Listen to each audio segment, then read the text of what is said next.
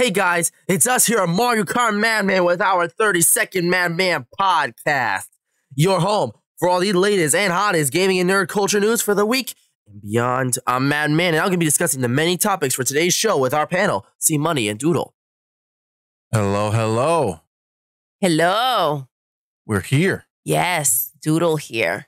CMoney, another week, another Madman podcast. Mad. Yes. Can't believe, man. Time flies, dude. Seriously. Just came and went. This is a long weekend, right? President's Day weekend. Yes. Woohoo! Feels short. Ooh. Yeah, it always does, though. No matter how much No time matter you have off. how much time. Got a summer? Oh, man, that summer flew by. Yeah. That's the way time works, apparently. Seriously. All right, so we got a good podcast ahead of us. I'm excited. Yeah, me too.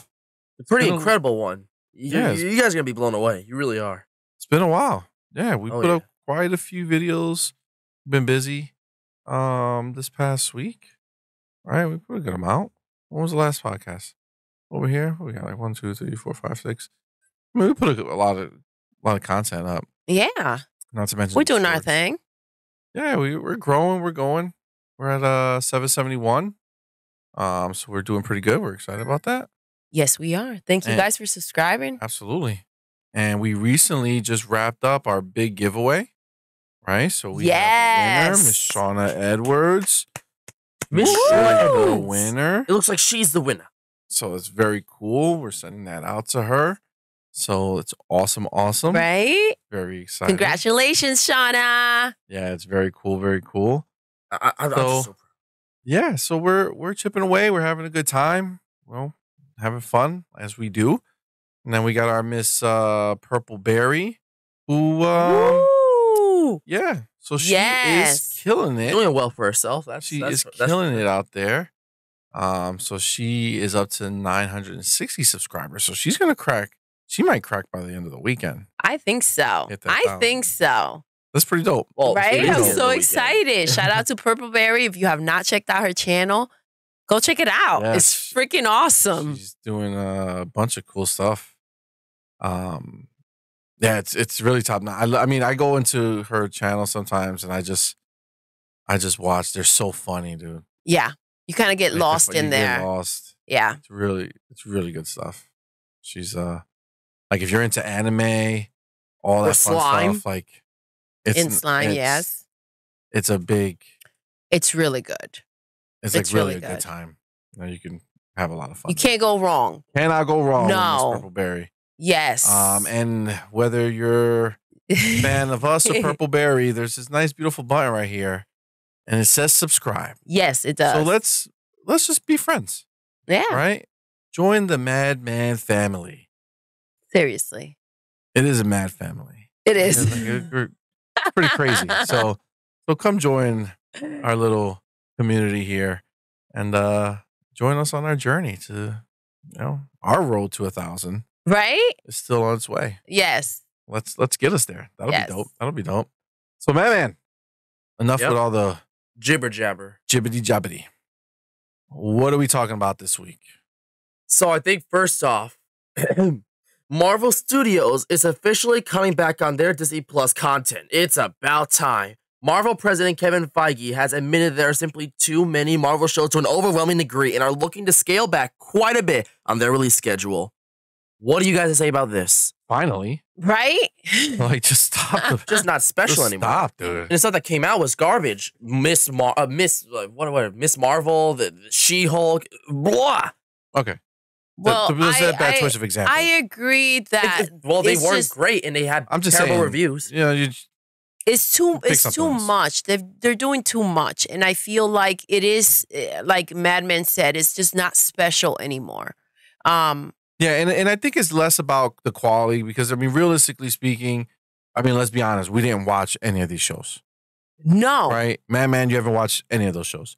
I have So- seen a little bit of She-Hulk. Jesus. Yeah, but you it's haven't just watched it. too So much. I mean, The point even is the that, quality. like, The quality we has don't- gone, even though Marvel's known as a big budget daddy house, their CGI has gone down all across the board in terms of movies and shows. Like their CGI is known for so what I would going downhill. what I would say is that being that we haven't watch these shows. We're not discussing the quality of these shows because we haven't seen them, right? So what we are discussing though is the overabundance of shows and the lack of desire that we have to watch any of it. Some of it, and then it's like, okay, calm down. Well, I mean, you know, this is something different or new. Like WandaVision was unique. Marvel's What If is unique. Werewolf by Night is unique. They got to but Werewolf by Night was kind of whack. Werewolf by Night was cool, but yeah, it was even that, like, hey, would you rather that or another season of Falcon and the Winter Soldier, which I liked, but they don't need to keep stretching these things out thin, you know? Well, I think at the end of the day, you know, we kind of rely, because we don't have too much time, right? So we kind of rely on like the bangers to be shown to us, right? Like Mandalorian was a huge thing that everybody was talking about, right? Like WandaVision was a big thing that everyone was talking about, right? Like that kind of shows us like, okay, these might be worth our time. But like nothing has popped like that in a long time. Yes, but also like that's where they started. And then they were like, okay, here's 1,000 other shows of the same crap. I think that's the problem. I feel like they lack diversity, which is what you find when you go to Netflix. And is more of the same and the same and the same. And I remember when it was like, okay, we have that one really good Marvel movie coming out this year. I can't wait for it, the anticipation. And then it's like everywhere you look, there's just more and more and more. And it's kind of like there lost the magic. Yes, there is such a thing as too much of even a good thing.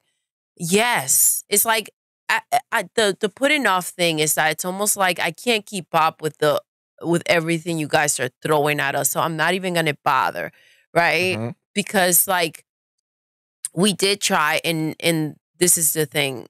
I have trouble with shows that take too long to kind of like pick up. So like Moon Knight, we started watching, and I'm pretty sure it turned out to be a good show. But it was like weekly, and then on top of it, to pick up and kind of get going, it took a bit.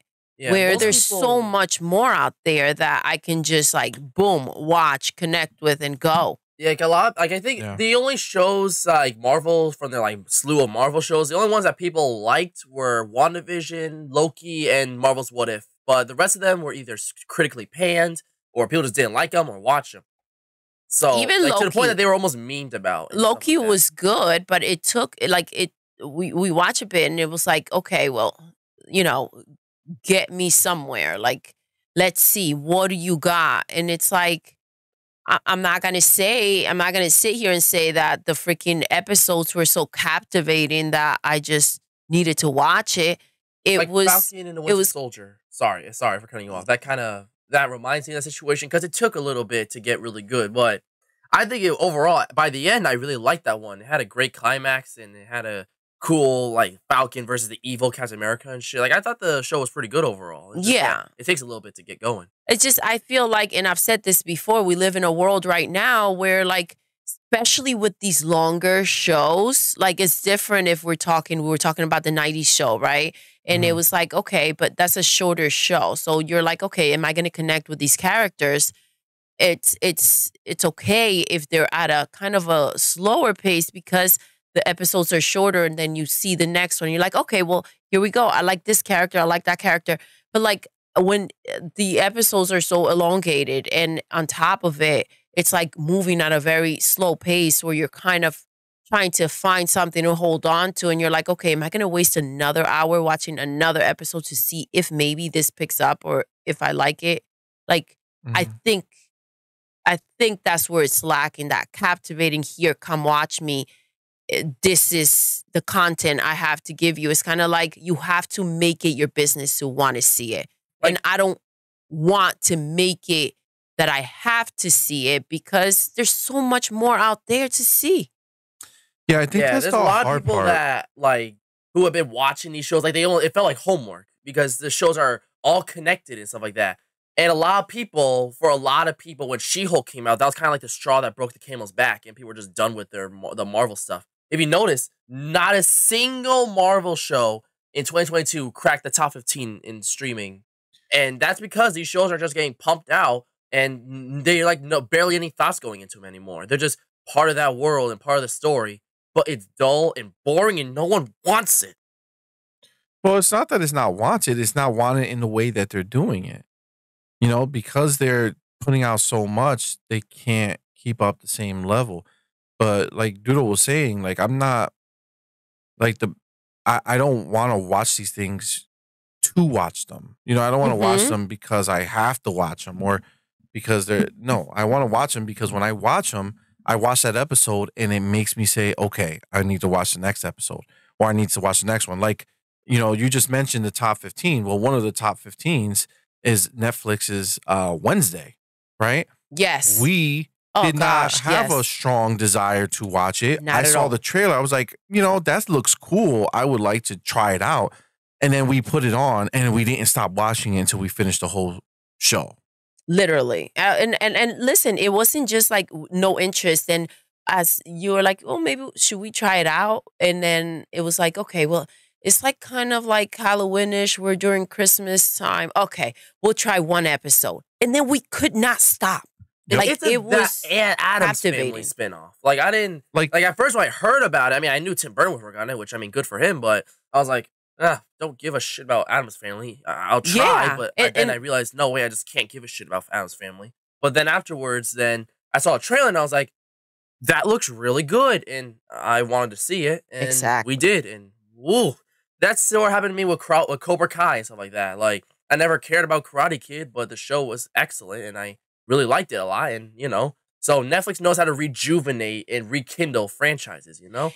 Disney just can't do it as well. Even when they try, most of the time are cash grabs. Like, Hocus Pocus 2, like, had zero reason to exist, and it wasn't that great. All right. I think I that it. Disney, I saw a whole movie, so I'm not talking trash for no reason. Okay, so Disney Plus was kind of open in more of a hopes of like, okay, we have our movies here, our Disney movies, right?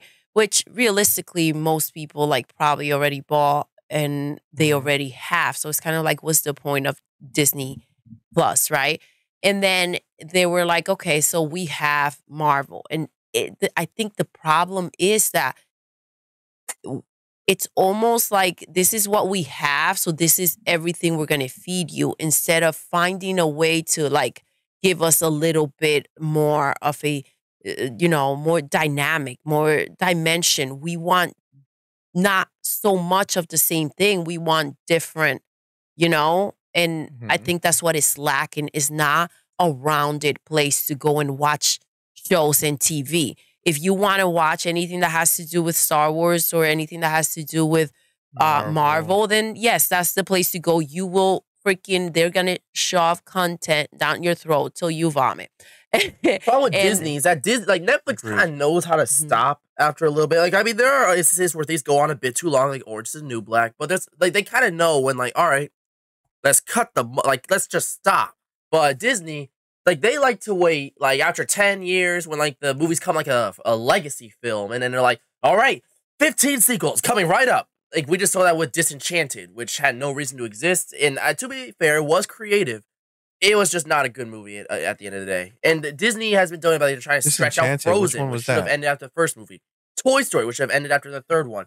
And like most of these movies are just meant to stretch them till they break, and it's like the rubber band's gonna snap. Yeah, but man, that's like not the point. Like nobody is sitting there saying, "Man, I wish they would stop giving us Marvel content.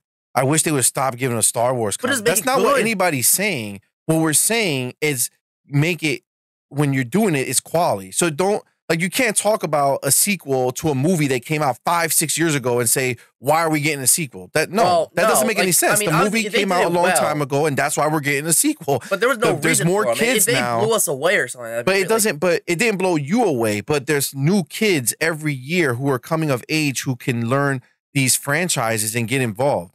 So even though they're not for you, there can be for somebody, right? I think the new Hocus Pocus was good.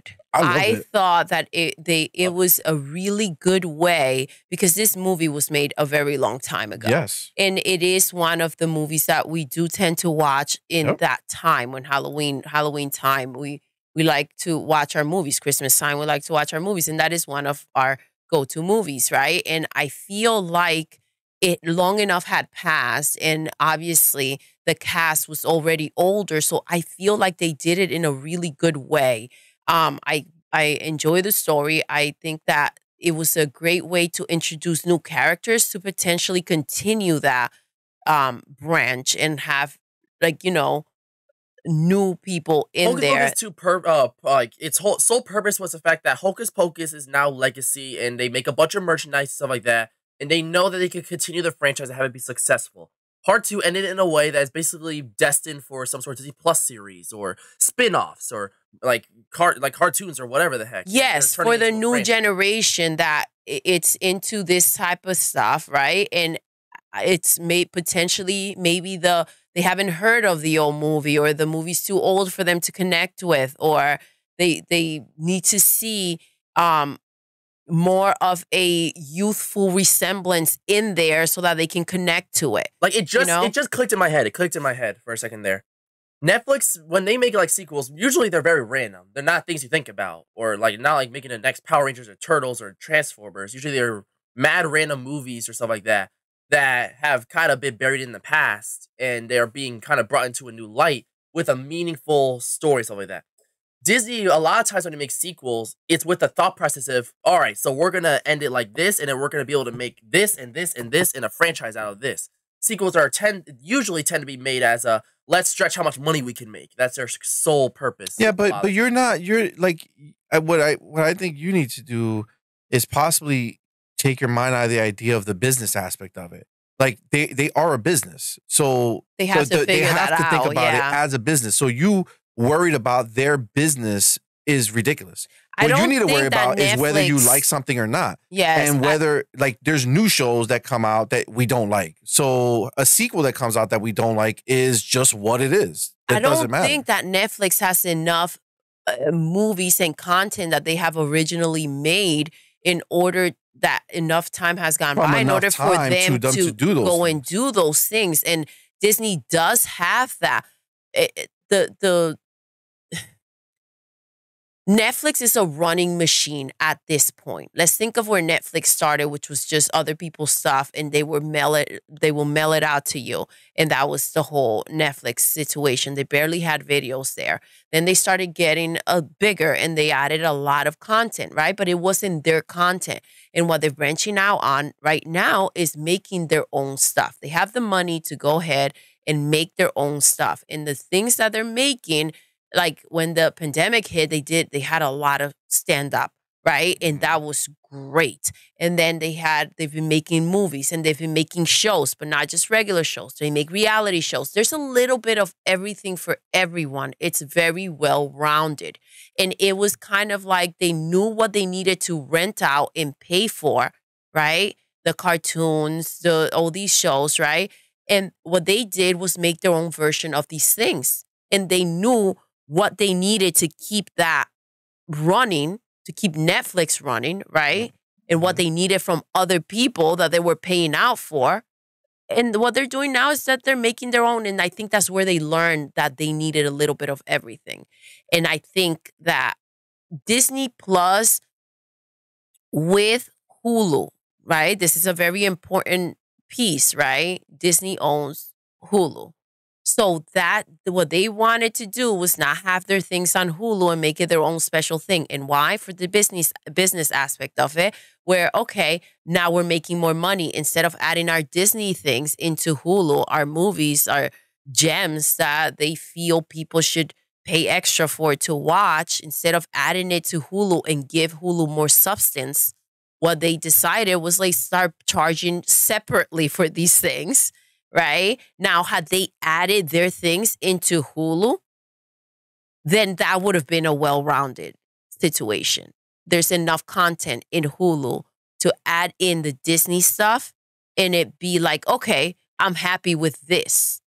But I think separating the two, honestly, I'd rather have Hulu than Disney Plus. So I think Disney, I think their angle is the fact that they know you already have Netflix, right? So the question is, does Disney want to compete with Netflix on a show basis? And the answer is no.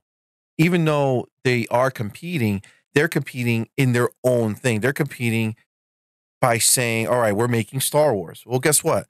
Star Wars fans are going to watch Star Wars, right? Marvel fans are going to watch Marvel, right? Disney princess fans or Disney cartoon fans. And like Disney has exactly a niche that they want to stay in. Like, If they start offering like regular TV shows on Disney Plus, now all of a sudden now everything is comparing Disney to Netflix and like, oh, their first original show that has nothing to do with one of their brands. Like they don't want to do that. I mean, so they want to keep everything. A lot of them aren't that successful. The what? They have done originals that are not connected to a big franchise or brand, and a lot of them don't do too great.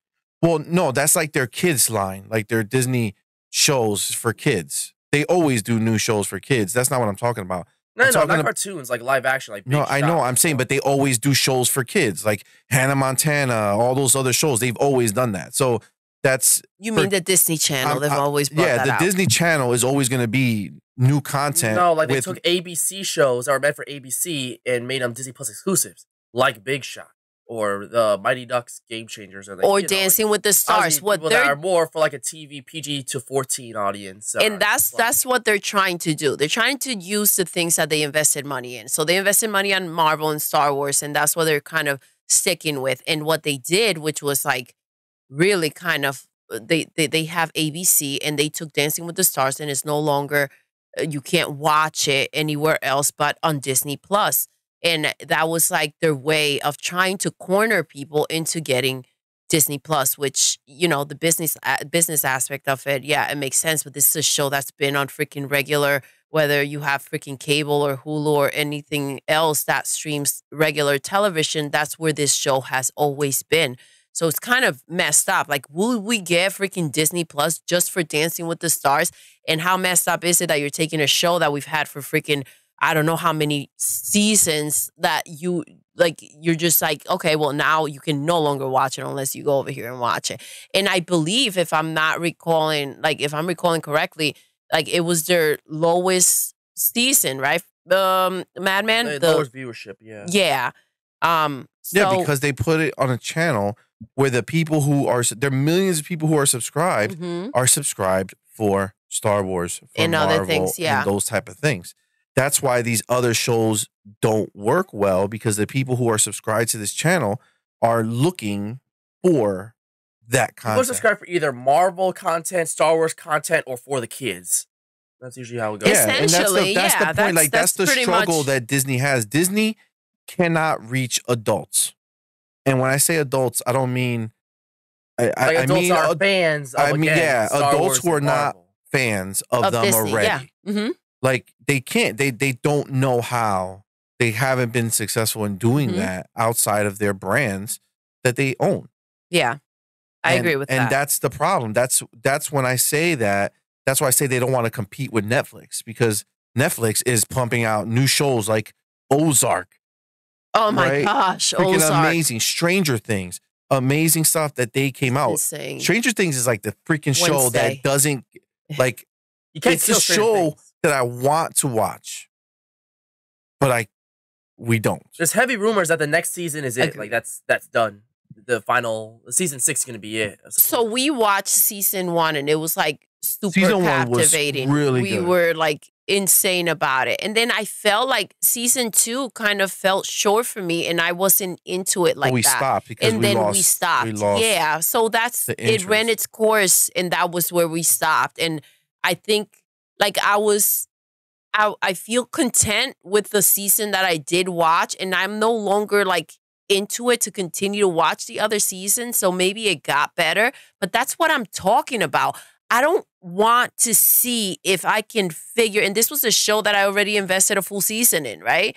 I don't want to feel like convincing myself when there's other stuff that I could just instantly want to see. Yeah. And that's the situation. But that's that thing I was telling you about when it's like you get that feeling like I like to like when people get really hyped about a certain show like Mandalorian or something, it's like, okay, Yes. let's check that out. And it's like, yes, you're right. Stranger Things didn't, like that second season, we kind of got into this patch and we're like, wait, we kind of fell off and I thought stopped. season 2 was great. But what? Whoa, I thought season 2 was great.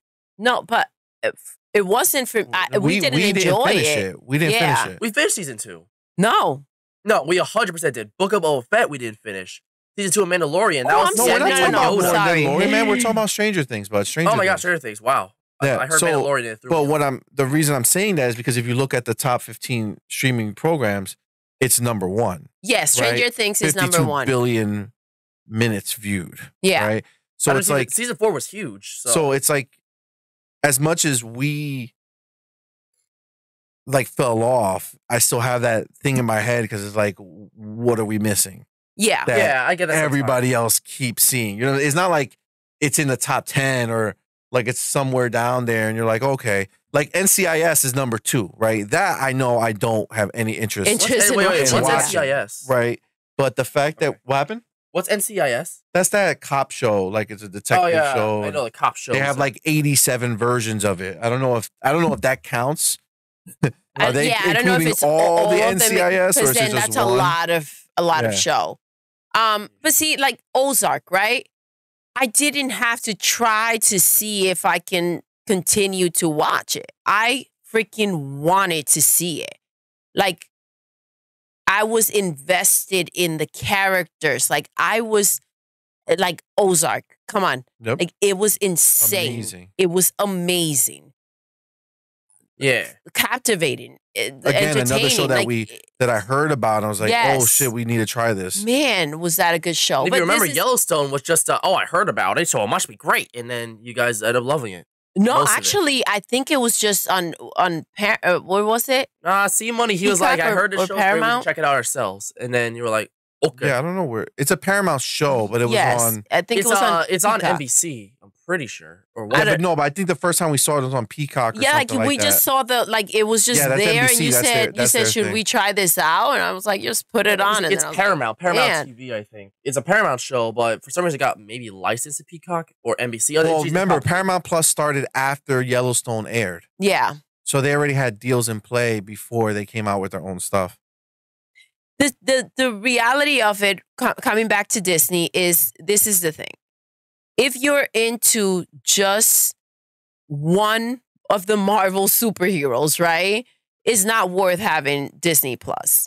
If you are like ride or die, like completely Marvel, everything they feed me, I'm gonna freaking check it out because that's what I'm into, and that's your thing, then you're gonna enjoy the crap out of it, I assume. But for me, they really lost me with this whole like.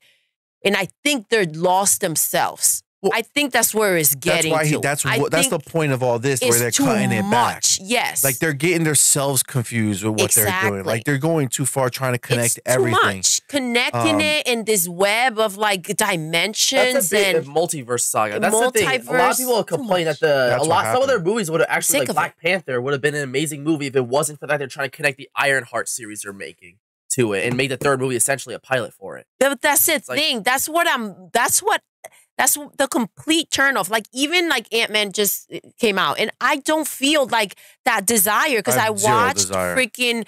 I didn't watch. I tried to watch the last what was the name? The last Ant-Man? No, Doctor Strange. Doctor Strange. Oh my god! And I just couldn't get through it. Like I just kept falling asleep. And it's like, it's this whole web of a mess that they have going on. It went too far. I think that they tried it with a little bit and they saw it took a bit and then they just went full blown into it. And I think they leaned too far. Yeah, things are getting too complicated. They bit off more than they can chew, you know? Yeah, I mean, but this is why you're hearing all this backlash, because even though all the fandom is huge into watching these things, doesn't mean they like it. They don't like it. And they're not enjoying it. And that's why the views are not that high. They're watching it because they're hardcore fans of so it. they want to know where the story goes, because when the next movie comes out or something, they need to know how that happened or how it got there. Yeah. But they're pissed that they're doing it this way. But here's the thing, which is what we've been screaming forever now. Yeah, because this I multiverse remember, shit has to die, bro. and I miss the fact that and I don't know if I will ever go back over there again because I've been complaining for a really long time. Like this has been a disconnect to the point that I'm no longer looking forward or excited about like their movies. Deadpool, because it's like a branch off that Disney has not accepted, so they haven't linked it and webbed it, and I think they're about to start doing Deadpool 3 that. is gonna link. Yeah, so we'll see how that plays out. But I'm like super looking forward to, and we'll see what they give us. And even but that, like, there is a bit of multiverse. It's not a multiverse movie, but Yeah. Logan's gonna be there, and it's a little multiverse thing, but it's not gonna be about the multiverse. I used to be hyped, like, oh my gosh, I can't wait for this movie to come out. I'm so excited, like, and that is all just gone. Like, I'm not even caring about what's coming out next. I'm not excited about what they may put together because it's like the disappointment levels just keep going and going. And that's why I say, like, this is DC's window of potentially getting in there, but not following the tracks of Marvel, because what they did was for a little bit, they did try to add the comedic and add like the little bit of elements that made Marvel special. Joke, literally. Marvel took it too far, and I hope that they don't just follow in that path because Marvel's not in a good place right now. They're not at least trying to for me. be them anymore. James Gunn wants to mold them into something bigger and better.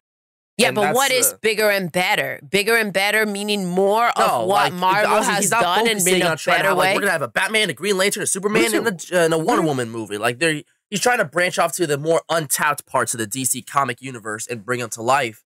Sort of like how Marvel did with Shang-Chi or Black Panther and made them household names, despite the fact that no one even really knew them beforehand. Just to clarify, so I don't feel confused. Were you talking about DC? DC, yeah. Yes. I was saying how, like, DC, that's why I'm saying this is DC's window to kind of jump in and not follow in the steps that Marvel has taken, because it did for a little bit try to go ahead and, you know. So that actually leads right to our next topic. Oh, wait. I had a thing to say. Go ahead. Yeah, about that, right? Yeah. Go ahead. So James Gunn is, wait, hold on. Sorry. James Gunn takes shots at DC's past leadership. That's our next topic? Yeah. Yep. Okay. Past leadership and talks about what's going on. So go ahead. That's the point. So go ahead, continue. What were you going to say? It was about Marvel, not James Gunn. Oh, go ahead. Go back to Marvel. Finish your thought. Finish your Sorry thought, about Marvel. that. Well, what I was saying is that Marvel and Disney only have two reliables when it comes to the MCU right now that still work. Spider-Man and Avengers. Say what you will about not liking the Spider-Man movie too much. It made over $1 billion, nearly $2 billion. And that's still a mega franchise. And that makes money no matter what. Avengers, all 4 Avengers movies have cracked $1 billion. And I think that this will be, like, we don't know if Kang Dynasty and Secret Wars will do as well.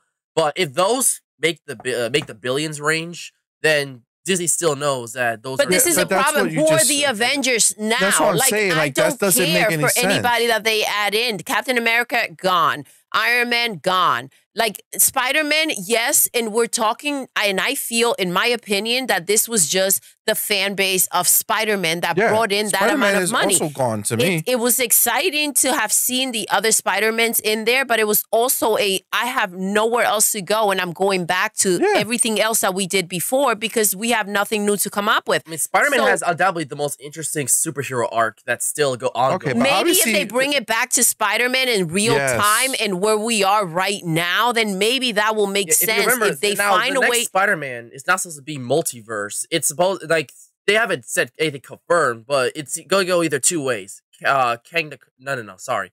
Oh, what's his name? Kraven the Hunter or Venom in the symbiote. Okay, well, that's what they're doing in the video game, and I'm excited for the video game.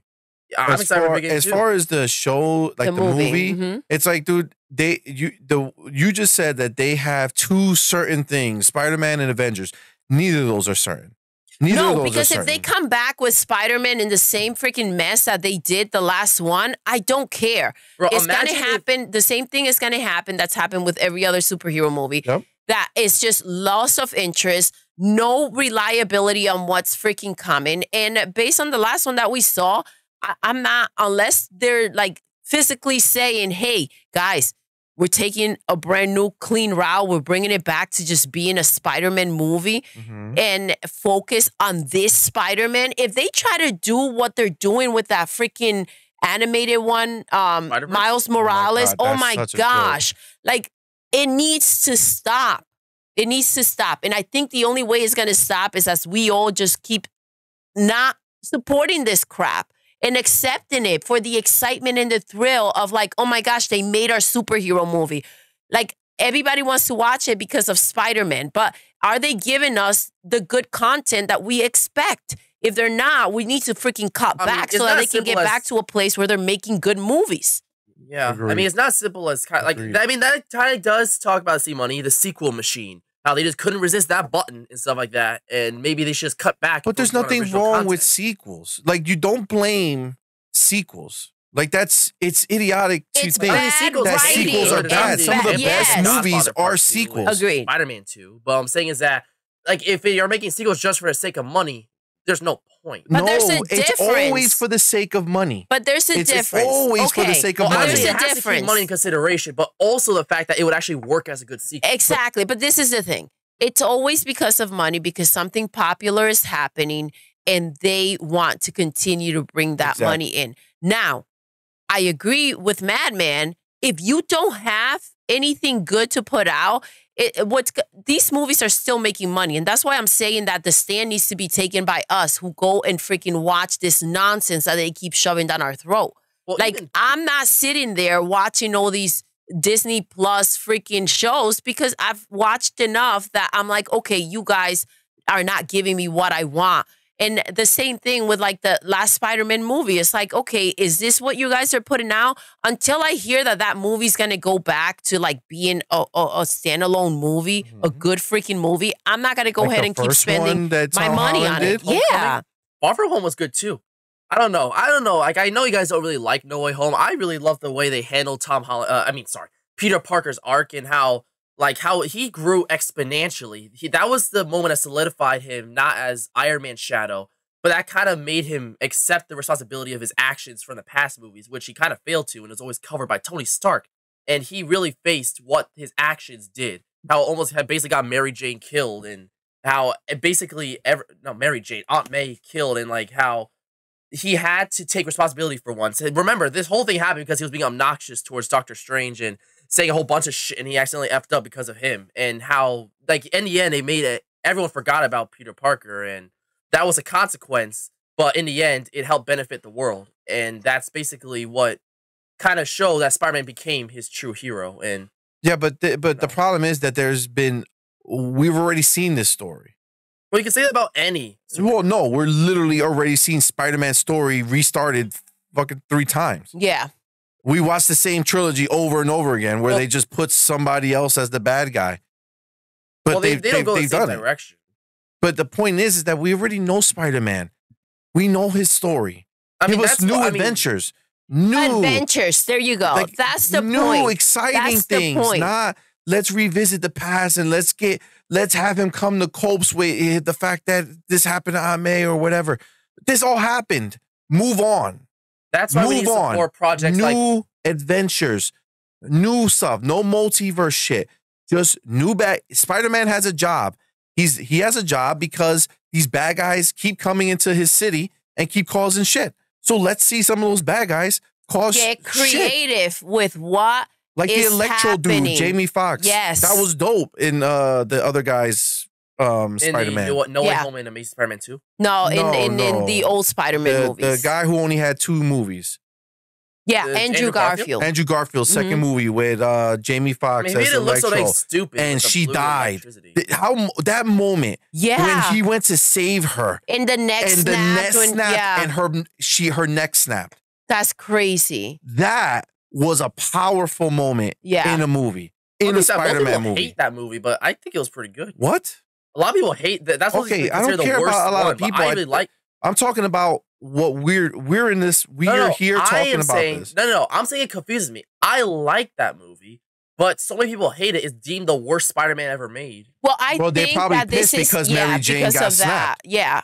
because of that. I Well, think, but they were a lot of trying to people do comment something. because it's the overwhelming amount of villains. They were the trying to make plot something line or special. whatever. yeah. I don't even. They were trying to make it different. They were trying, because remember, there's also like a dark side to Spider-Man, right? And I think that this was a way to kind of bring out why that side will come out, right? So I think that it's just,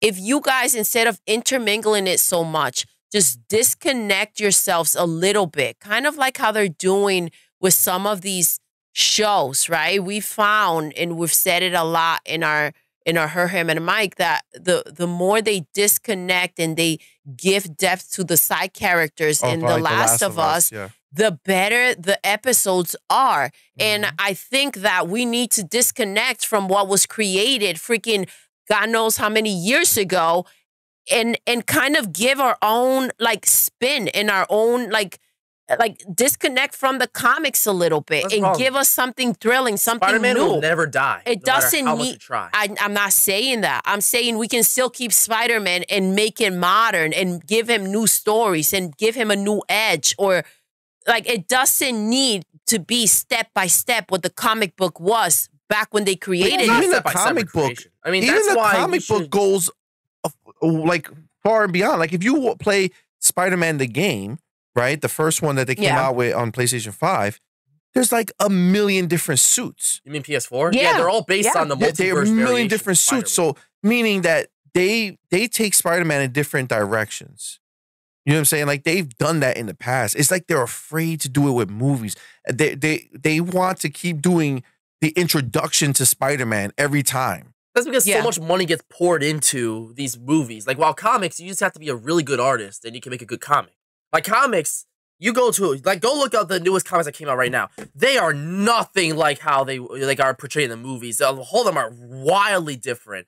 There's so many variations, different timelines. What things went differently? What things are completely on top of their head? What if different heroes were different roles? Comics are way more creative than the movies have ever been and probably ever will be. But a lot of people don't pay attention to them in comparison to the big blockbusters. I think this is the difference, right? How much does it take to make a comic? How much does it take to make a movie? But listen, I think that when we think of DC, some of the best movies that they've made has been like branched off. Like The Dark Knight. Yes, they go back, and like that new Joker movie where they went back to what made Joker, right? Like when we live in a different time, and we need to strip out of this mold and start making new and exciting stuff. I think that Marvel already made their good chunk of money by following what they were doing. And they, again, milked it to the point that we're like exhausted of it. So maybe that's what they need to look at and say, okay, well, now let's make it modern and make something new. That's why and we gotta exciting. Support these projects that are not out of the norm. Like Into the Spider-Verse. That was something different and fresh. And and then they threw it away. Yep. And then they threw it away immediately. Well, to be fair, you say a lot how I haven't seen Miss Marvel and She-Hulk. I shouldn't talk trash, but you saw only a trailer, and you can't really judge. Yeah, but I'm not worried. I'm not talking about the quality of the movie. I mean, quality is up there. But I'm not talking about the quality. We didn't watch the movie. What I'm talking about is the idea of they literally dove 100% into the multiverse. Guys, that's all they're doing. They're not giving this story. All these characters, the only reason all these superheroes exist is because they serve the purpose in their world. You don't need to be a superhero if Spider-Man is handling everything at all times, right? You are a superhero in your own lane. That's why there's so many of them. But the movies used to be about that superhero. This is their superhero. Why they're a superhero? And look at their adventures. Now, the reason why Iron Man was so good and the lead up to the Avengers is that they made all these individual movies that did not tie into the Avengers until the end credit or a nod to it in the movie, but never blatant, never overly done during the movie. The movie was focused on that character. Respect. Exactly. It respected the character. Freaking movie that you're making. And respected the story they were trying to tell. Now, it's just everything's lumped in. So the new Spider-Man that came out had to have Doctor Strange in it. Why couldn't it not be Doctor Strange in there and just focus on how to make it work without Spider-Man. Any of that stuff? Just him. Yeah. Well, Doctor Strange is the key to multiverse. The funny thing is that they actually But that's the problem. We don't want a multiverse. Like, this is the thing. They made that movie to contemplate with the Phase 4's multiverse saga. At first, it was going to be Spider-Man versus Kraven the Hunter. That was the point. It was going to be a Spider-Man story, but it's Kraven the Hunter as the villain. And then I think that'll probably be Spider-Man 4 or maybe even 5 if Venom, they throw that in there. But right now, it's basically all they're doing is that they had the multiverse thing going on, and then they made a movie to go along with that. Guess what, Marvel? I live in this dimension. I live here. I want one dimension, I want movies in my dimension, my time zone, my area. Like, you know what's wild? Be snapped away to where I can see and imagine that maybe Spider-Man is real, right? Because like he's in my this is the thing. He's in my neighborhood. Yes, come and save me. This is the situation, right? We already know that these things are just obviously made up, right? Mm-hmm. Now, you put it in a movie and you kind of want to include and trap the mind into getting lost in the idea of that being real. But as you continue to give me different dimensions of, never have I seen a different dimension, Marvel, in real life. So the more that you keep mocking your own ideas, the harder it is for me to watch it and entertain myself with it. And that's it. I mean, obviously, like, yeah, I mean, I don't have a problem with a different dimension if that's what the one is about, what the movie's about. So if there's a different Spider-Man that you want to make a movie about, then make it. Not right? 15 in one shot, dude. If there's the noir Spider-Man. Spider Noir. Imagine Spider Noir movie. Wait, make that movie. They are making Sony partnered with Prime Video and they're making a Spider Noir series. Okay, cool. Like I don't care. This is all made up shit, right? There's no Spider-Man swinging on our cities, right? There's no magical shit that they can do. But what is that? It's Spider-Man. I don't want them intersecting, dude. If you have the believable Spider-Man that's in New York City doing his, his come-of-age thing and he's doing his adventures, great. Tell me those stories.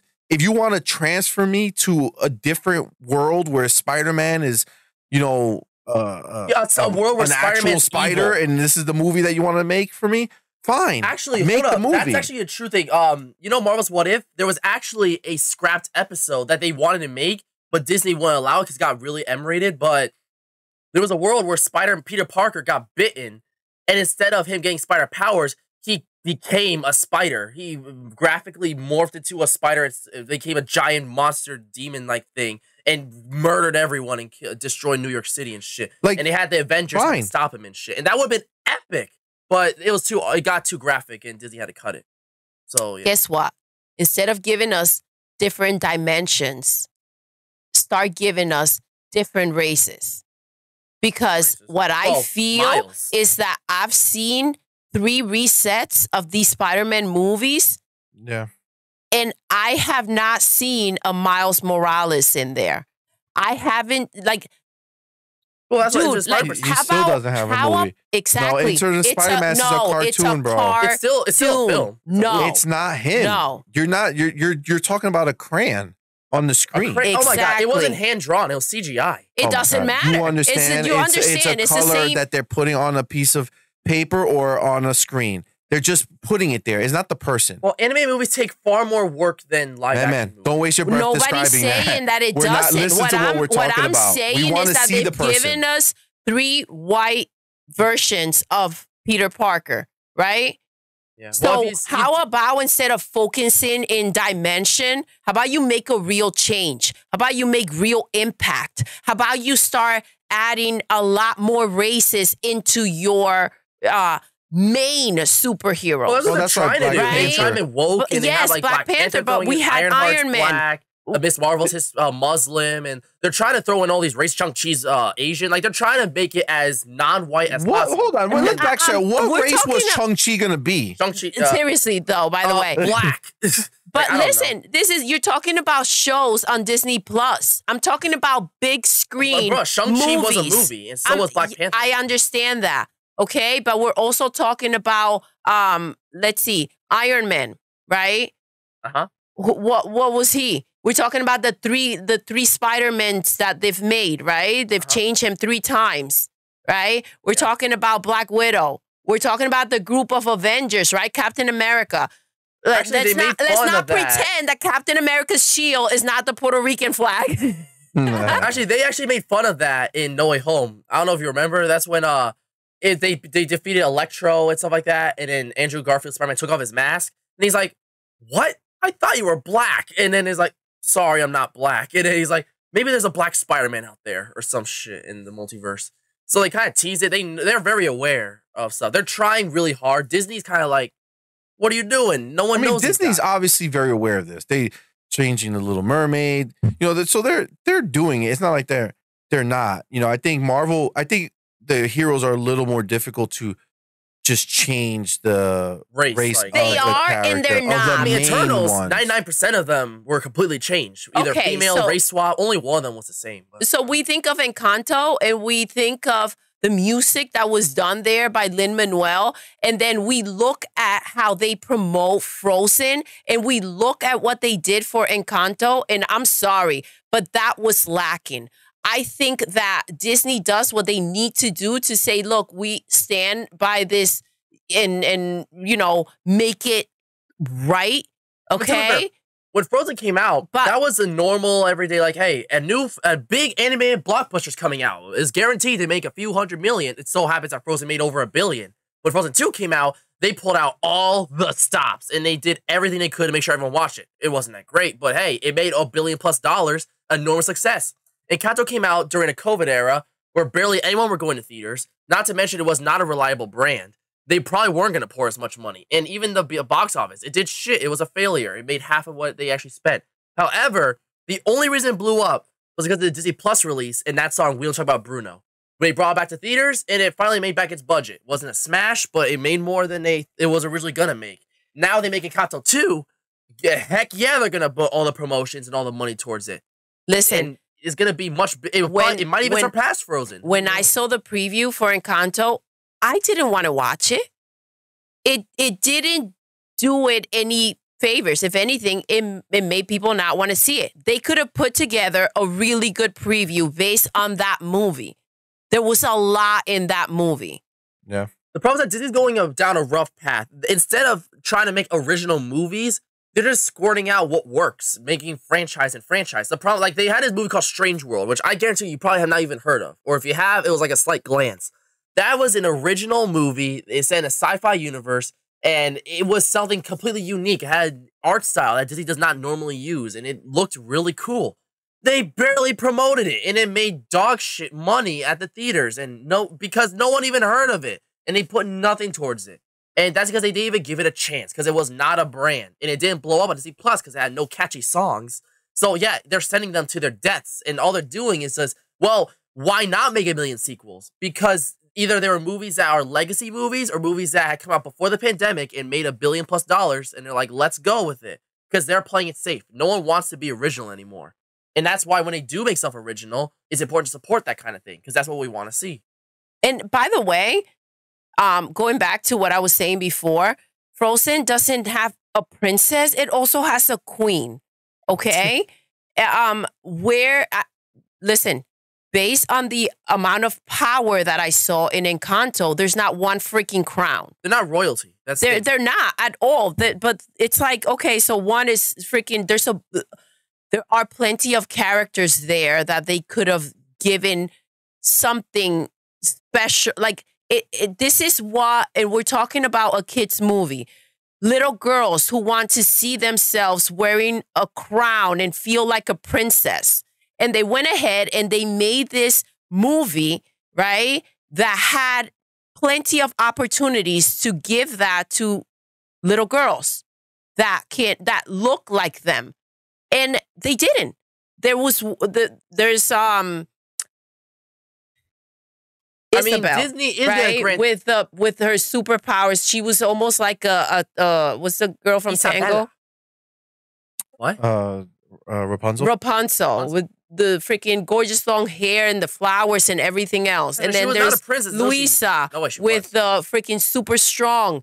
There, like, meaning there were so many people there. Were the other one that could hear when nothing, Yeah, what's her name? whispers and stuff like that. Maddie, Like, dude, there was so much there to and so many different crayon colors that for little girls to see themselves in, and they didn't take that opportunity to give them anything, any type of like that type of here, you're a princess.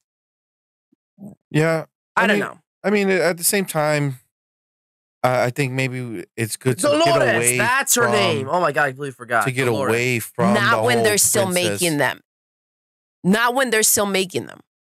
Yeah. Not when they're still making them. Where is I have not. They did Elena in the for the Disney that was Channel. Forced, and that's that why was, that sucked. Yeah, and that was just a cartoon. It wasn't a movie in theaters. Like, yeah. I don't know. It's missing, and they're not. I don't see them trying to fill that in, and I don't see anybody kicking and screaming about it. Yeah, because it's like, and I mean, Disney is gonna grant that wish because this year they're releasing a movie called Wish in honor of their 100 years of Disney, and it's gonna focus on a Latina princess voiced by Ariana DeBose, who was in West Side Story, the new one, and it's actually gonna be the story behind the wishes that are granted in like Pinocchio when they wish upon a star, or like in Prince and the Frog with a star and stuff like that. The woman behind the star, basically the reason Disney movies exist, essentially. And that's pretty epic, if you ask me. Well, I have not seen the preview. Well, there's no trailer. It's just an announcement. They showed it at D23 Expo, but you had to be there in person in order to see it. All right. Well, we'll see what that brings. And the animation is supposedly completely, like, it's going for a watercolor art style. It's going to be something nothing like Disney's ever made before, apparently. From people who see us, from like people who were there.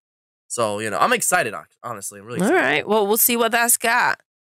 Well, yeah, I mean, that also sounds like it's not about her, more so about about every other Disney movie that was look made. At it, basically, if Hispanics didn't exist, we wouldn't have fucking anything. So, hey, that's a win. We're the reason for everything. No. What? How did you get that? Say that again. What did he say? The whole point is that she is the wishes that these people wish upon a star, and she's the one that grants these things, and that's why these plot lines start and stuff like that. Yeah, but they're just making that shit up right now. It's not like it's based off a true story. You know what I'm saying? They're just true story. They're just sorry, guys. I'm talking freaking Snow White, Little Mermaid, Cinderella, Aurora. I'm all talking classics. Frozen with Anna and Elsa.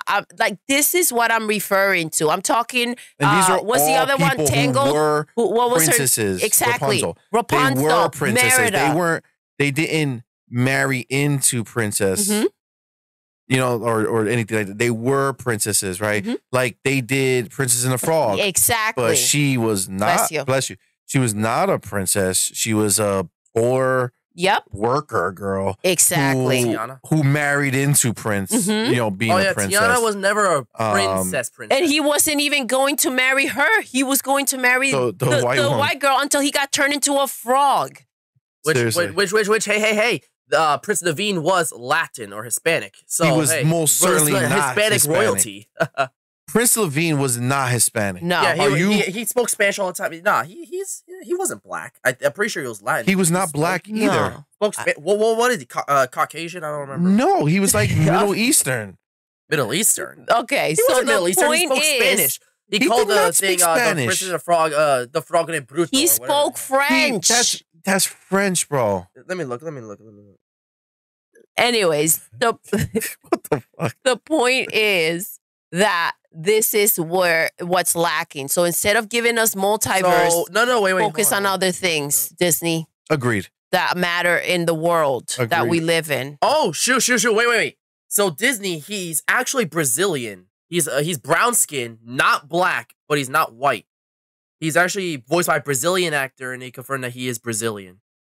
In the fictional land of Maldonado. They confirmed that the voice actor is Brazilian. No. Disney. Basically, what happens is that he's not black, he's not white, he's brown skinned, but he's Brazilian. In a fictional place called Maldonia, which is so he's Maldonian of Brazil. Okay. Which is not Brazilian or any other thing. It's a fake place. I don't know. So he I don't know what speaks answers Portuguese? Jeez. No, he's not black though. And he knew some French. That's what I thought I heard. So- I heard French. Point is that's I agree with you, Doodle, that they need to do something. Even if they try to turn the Encanto somebody in there into a princess, right? Like it's just not.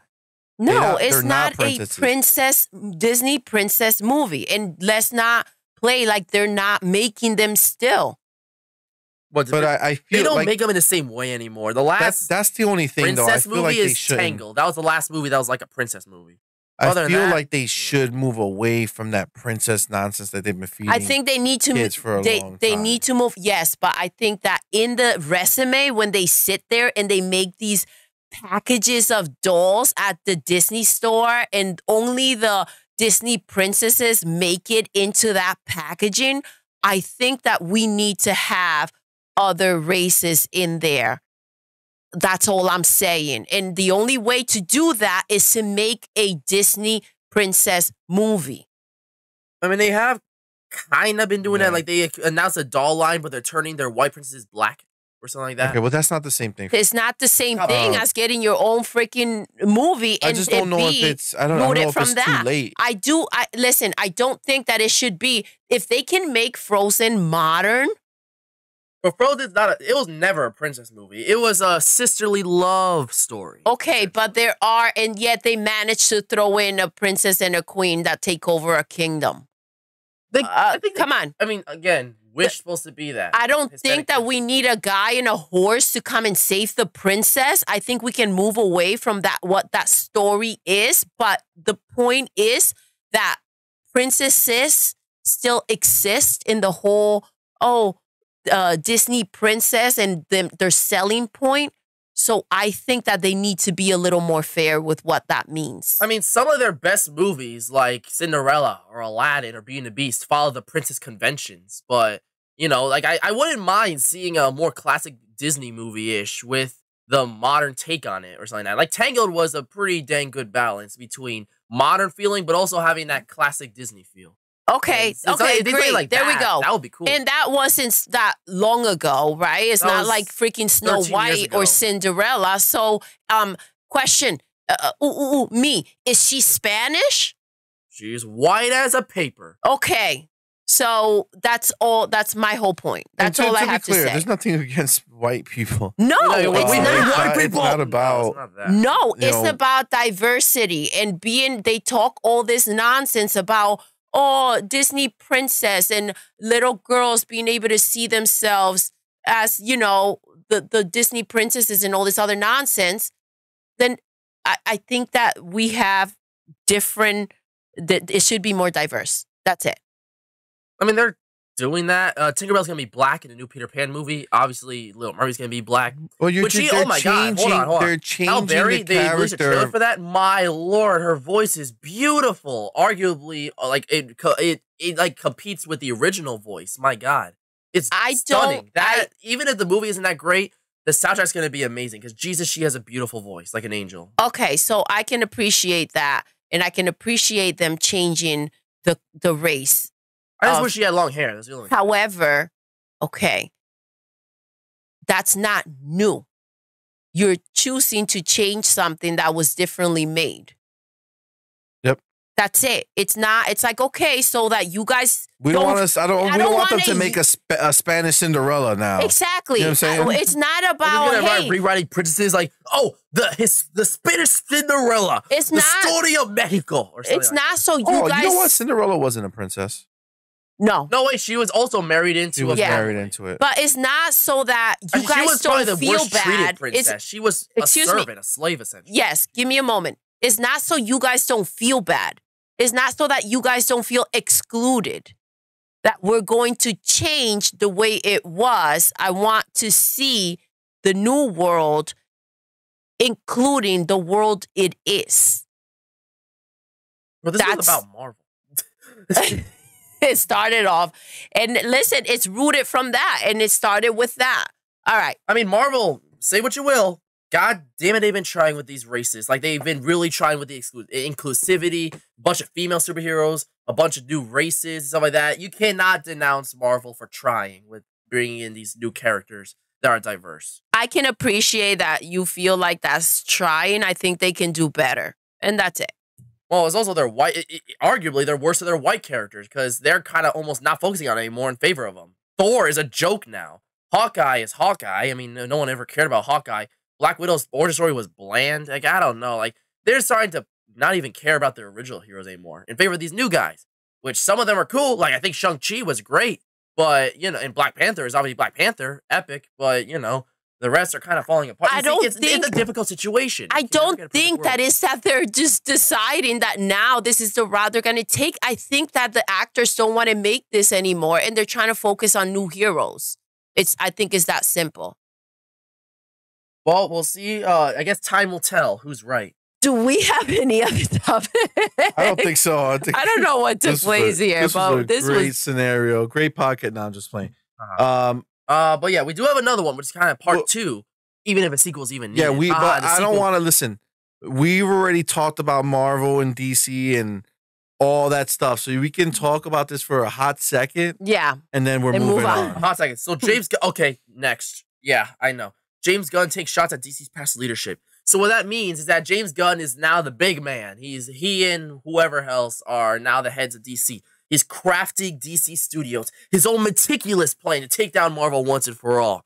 And now, basically, he looks back on the movies that they have made and how self-contained they were, but to an unhealthy degree, where nothing really meant anything. And basically, he plans to change that. So I'm assuming that he was never too big on what the DC had to offer before he came in. And, you know, as narcissistic as that sounds, he's not wrong, because if you remember, most of their movies are pretty trash, and the only ones that are good are the one-offs, like Dark Knight or Joker or The Batman.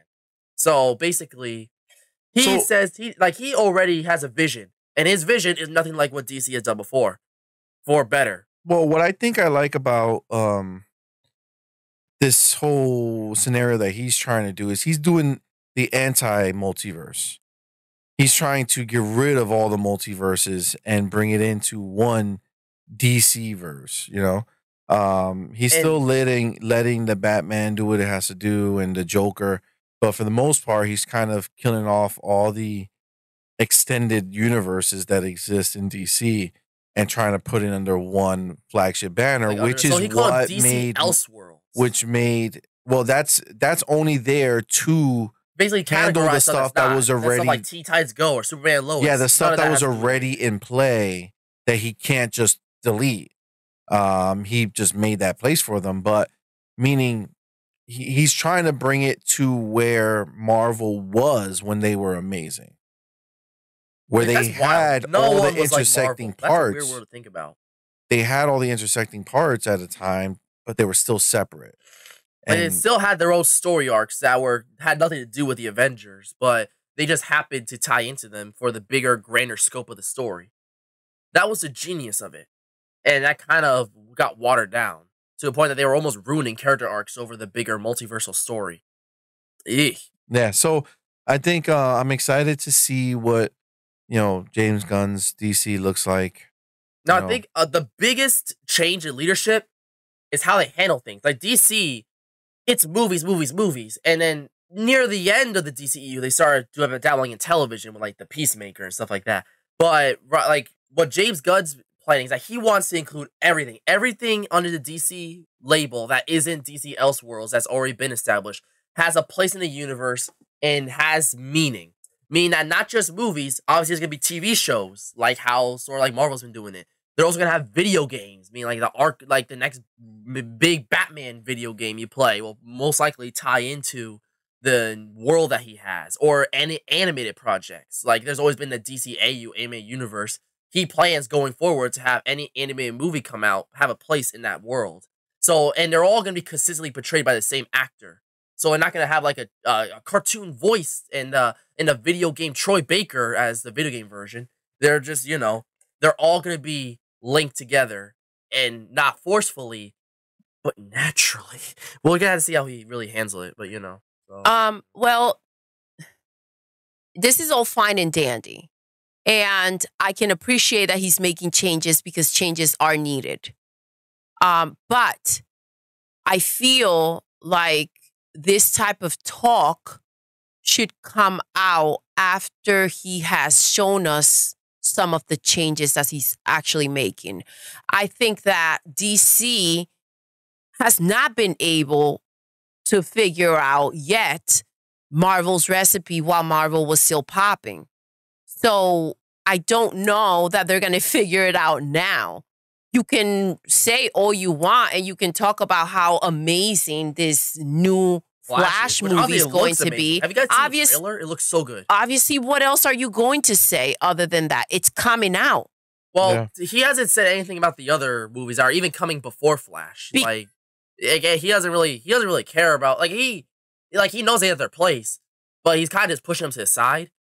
The Flash he's given, and not just him, but test reactions and from test audiences, people have claimed it to be the next Dark Knight in terms of quality and how amazing it is and stuff. And I hope so, but I do know that he's just getting in there and starting to get out there with the press, talking about the changes and what he's seeing. So anything that came out before the Flash, I don't think he necessarily had an opportunity to go sit down and talk about it, right? Right now, what's coming out is the Flash. So this is what he has to talk about, and this is what he has to promote, whether he necessarily likes it or not. Well, I guess that we'll just have to see for ourselves. And that's what I'm saying. I think saying that it was we already know that the leadership needed to change, and we already know that it was doing, as MADMAN would say, dog shit. So the changes needed to come in. Are you going to be able to provide those changes? That's still questionable. The thing is that he doesn't want to be Marvel. He showed us plans, the Gods and Monsters chapter. Okay, so he doesn't want anything like Marvel has. He doesn't want to be Marvel, but he's bringing everything back to where Marvel used to be. Let's be clear. He does want to be Marvel. Exactly. Because that is what Marvel did. Marvel made a plan. That's what Marvel did. They made a roadmap. They're the ones who came out and said, all right, guys, this is phase 3. This is phase 4 of what we're doing. That is what Marvel did. We don't know where phase 4 went. Yeah, but the point is that it worked for a long time. Yeah, they're trying. DC has not had that success in any way, shape, or form outside of the Batman, the Batmans, and the last humongous success that was absolutely obscene was the Joker, which made $1 billion+, and that was kind of where it ended. COVID happened. So, how much did the first Avenger make? I don't know exactly. It was in the billions. I know that. Let me look. Avengers box All right. office. Yeah. Well, either way, I mean, I think Gunn is learning from Marvel, and he wants to do what he has to do. Now, this is the only problem he has. His slate of characters are not as exciting as Marvel characters. No, and that's why he has a higher uphill battle. Yep. And that's why he's crashing things off, taking people out. Yep. And listen, they have to go more commercial. No. That's where they effed up with Marvel. You see, Marvel, before that, it was Spider-Man, X-Men, Fantastic Four. That's what was popular. Iron Man, no one even knew that man's name. If you probably heard them say, we're coming out with Iron Man. Like, Iron Man, what next? Metal Man, Coal Man. But after that, that's where it blew up. Well, I think that DC needs to focus. Stop trying to squeeze the life out of Green Lantern and all these heroes. You were just saying, stop trying to focus on these characters that have been told so many times. Focus on new guys. And this is what we're talking about. We're making progress. Okay, but this is the commercial I'm talking about. They need to go more commercial. Like, you were just talking about Iron Man. It wasn't Iron Man. Had they put the wrong person in that suit, it wouldn't have been what it was. It was Tony Sparks. No, Tony Stark. Tony Starks. And it wasn't Tony Starks. It was Robert Downey Jr. Exactly. who played Tony. But that's what you're talking about. Yes, you're talking about the person they put in the seat to play the character. They have to deliver. They have to go more commercial. They got to find better people to play their characters. People that we're going to connect with and we're going to freaking love. What's his name? Captain America? Chris Evans. Yep. We loved him as Captain America. Freaking Black Widow, played by Scarlett Johansson. Yep. Loved her. So they need to find the right cast. And that's what this is. I feel like mixing, I don't know, I don't know. I mean, I think that the characters sound like oddballs. Like, at first, when I first heard the list, I was like, okay. But some of them, when you kind of look into them a little bit, they seem cool. Like the Authority sounds really cool, and like some of these guys have potential. I think the new Batman that they have is really good, and Batman, I wasn't the expecting. Brave and the Bold. I wasn't. Sorry, it's called The Brave and the Bold, and it's actually a Batman and Robin story. We're talking about the Batman that's out now, Robert Pattinson. Oh, Robert Pattinson! Yes. I love him as Batman. Yes, so I would have never thought of him as Batman, and he is perfect for the role. He played it so well. Rom-com vampire material. Yes. Mm-hmm. But afterwards, we got Batman, and he is Bruce Wayne, bro. He's excellent. Yeah, so that's gonna, like I said, that's gonna be their battle. biggest challenge. What is he gonna do with these characters that nobody knows about, and how is he gonna get them to be exciting for the majority of people out there? Because how many Jokers have there been? Like, actually, there haven't been as many as you think. There's the Tim Burton one. There was the Heath Ledger, Christopher Nolan one. This new one, and then there's the Jared Leto. There's only 4 major Jokers out there. Who do you? Jack Nicholson. Yes. Oh, that was from that's Tim Burton's Batman, right? Okay, but yeah, Tim Burton was not. No. Obviously, I know Tim Burton wasn't Joker, but Ugh. I just think out of so many people that played the role, maybe one has been nailed. I mean, and the same a lot of people still think that Heath Ledger's Joker was the best Joker. I think out of the Jokers, actually, I think every Joker did. Remember, Jim Carrey was the Riddler. Yeah. He was really good as the Riddler. He was great. Really. But Jim Carrey, come on. But that's what I'm saying. It's the quality of characters. I mean, the Riddler they have now is more like twisted serial killer than goofy, like cynical Joker-like villain sort of thing. Like I don't know. It has to be the right story with the right character, played by the right actor, and that's it. Yeah, Black Adam was dope. Yeah. Give me more of that. Funny thing is that people hated Black Adam. Well, I mean, critics hated Black Adam. But people liked it in general. It got 70% audience review. So, they must have done something right. All right. The audiences. I think we've gone on with Marvel and DC for long enough. Well, that's the funny thing is that that's the exact story of Ant-Man. The critics hate it. The people actually really like this new Ant-Man. So, I mean, Ant-Man's that's one of the franchises that you're like, no one ever thinks about, but when you actually think about the movies, and they're actually pretty good, sort of thing. We didn't care for them, so okay. they weren't that good. But that's fine. All right, next topic, sir. Microsoft admits that Game Pass is cannibalizing their video game sales. This was revealed after Microsoft submitted an internal analysis to the government body over the ongoing Activision acquisition deal, revealing a drop in individual video game sales due to the Game Pass subscription service. Woo! All right. What do you guys have to say about that? I think this is what Xbox expected, and this is what they were hoping for, that this will take off and be the new way of them, streaming freaking games. This is what they were aiming for. So, of course, this was bound to happen. It's so stupid. They want the recurring costs. Ask Netflix, what do they care about what movie sales are? Ask Netflix if they care what their box office, their box office tickets were the opening weekend. They don't. They don't care about how many people buy the movie. They care about how many people watch the movie. Mm-hmm. They care about how many people sat down and gave their time to watch it. And that's how they judge whether they do more business, right? That's the whole point of the movie sales, right? The whole point of movie sales is to, one, see if they make their money back for what they made, and two, whether or not it's worth investing in another one in the future, right? Do we have a new franchise on our hands because so many people went to see this? Maybe they'll be interested in part 2, right? So Netflix doesn't need to do that because all Netflix cares about is how many people keep paying them every single month to be subscribed to their channel. So they want to know what shows did we put out that made people stay the longest. Exactly. Not only are they getting that monthly payment, also they're making a lot more money by streaming these games than to have physical copies out there for people to maybe pick up. That's an investment to have like the copies of these games out there, like a pre-investment. Yep. To see if and maybe people decide to pick up the game or if it sells as well as they hope or think It would. Now, to be clear, though, because they're framing this the way obviously everybody's going to try to frame it, who want to make Xbox look bad. But let's be clear of the words that are used here. Look at what this says.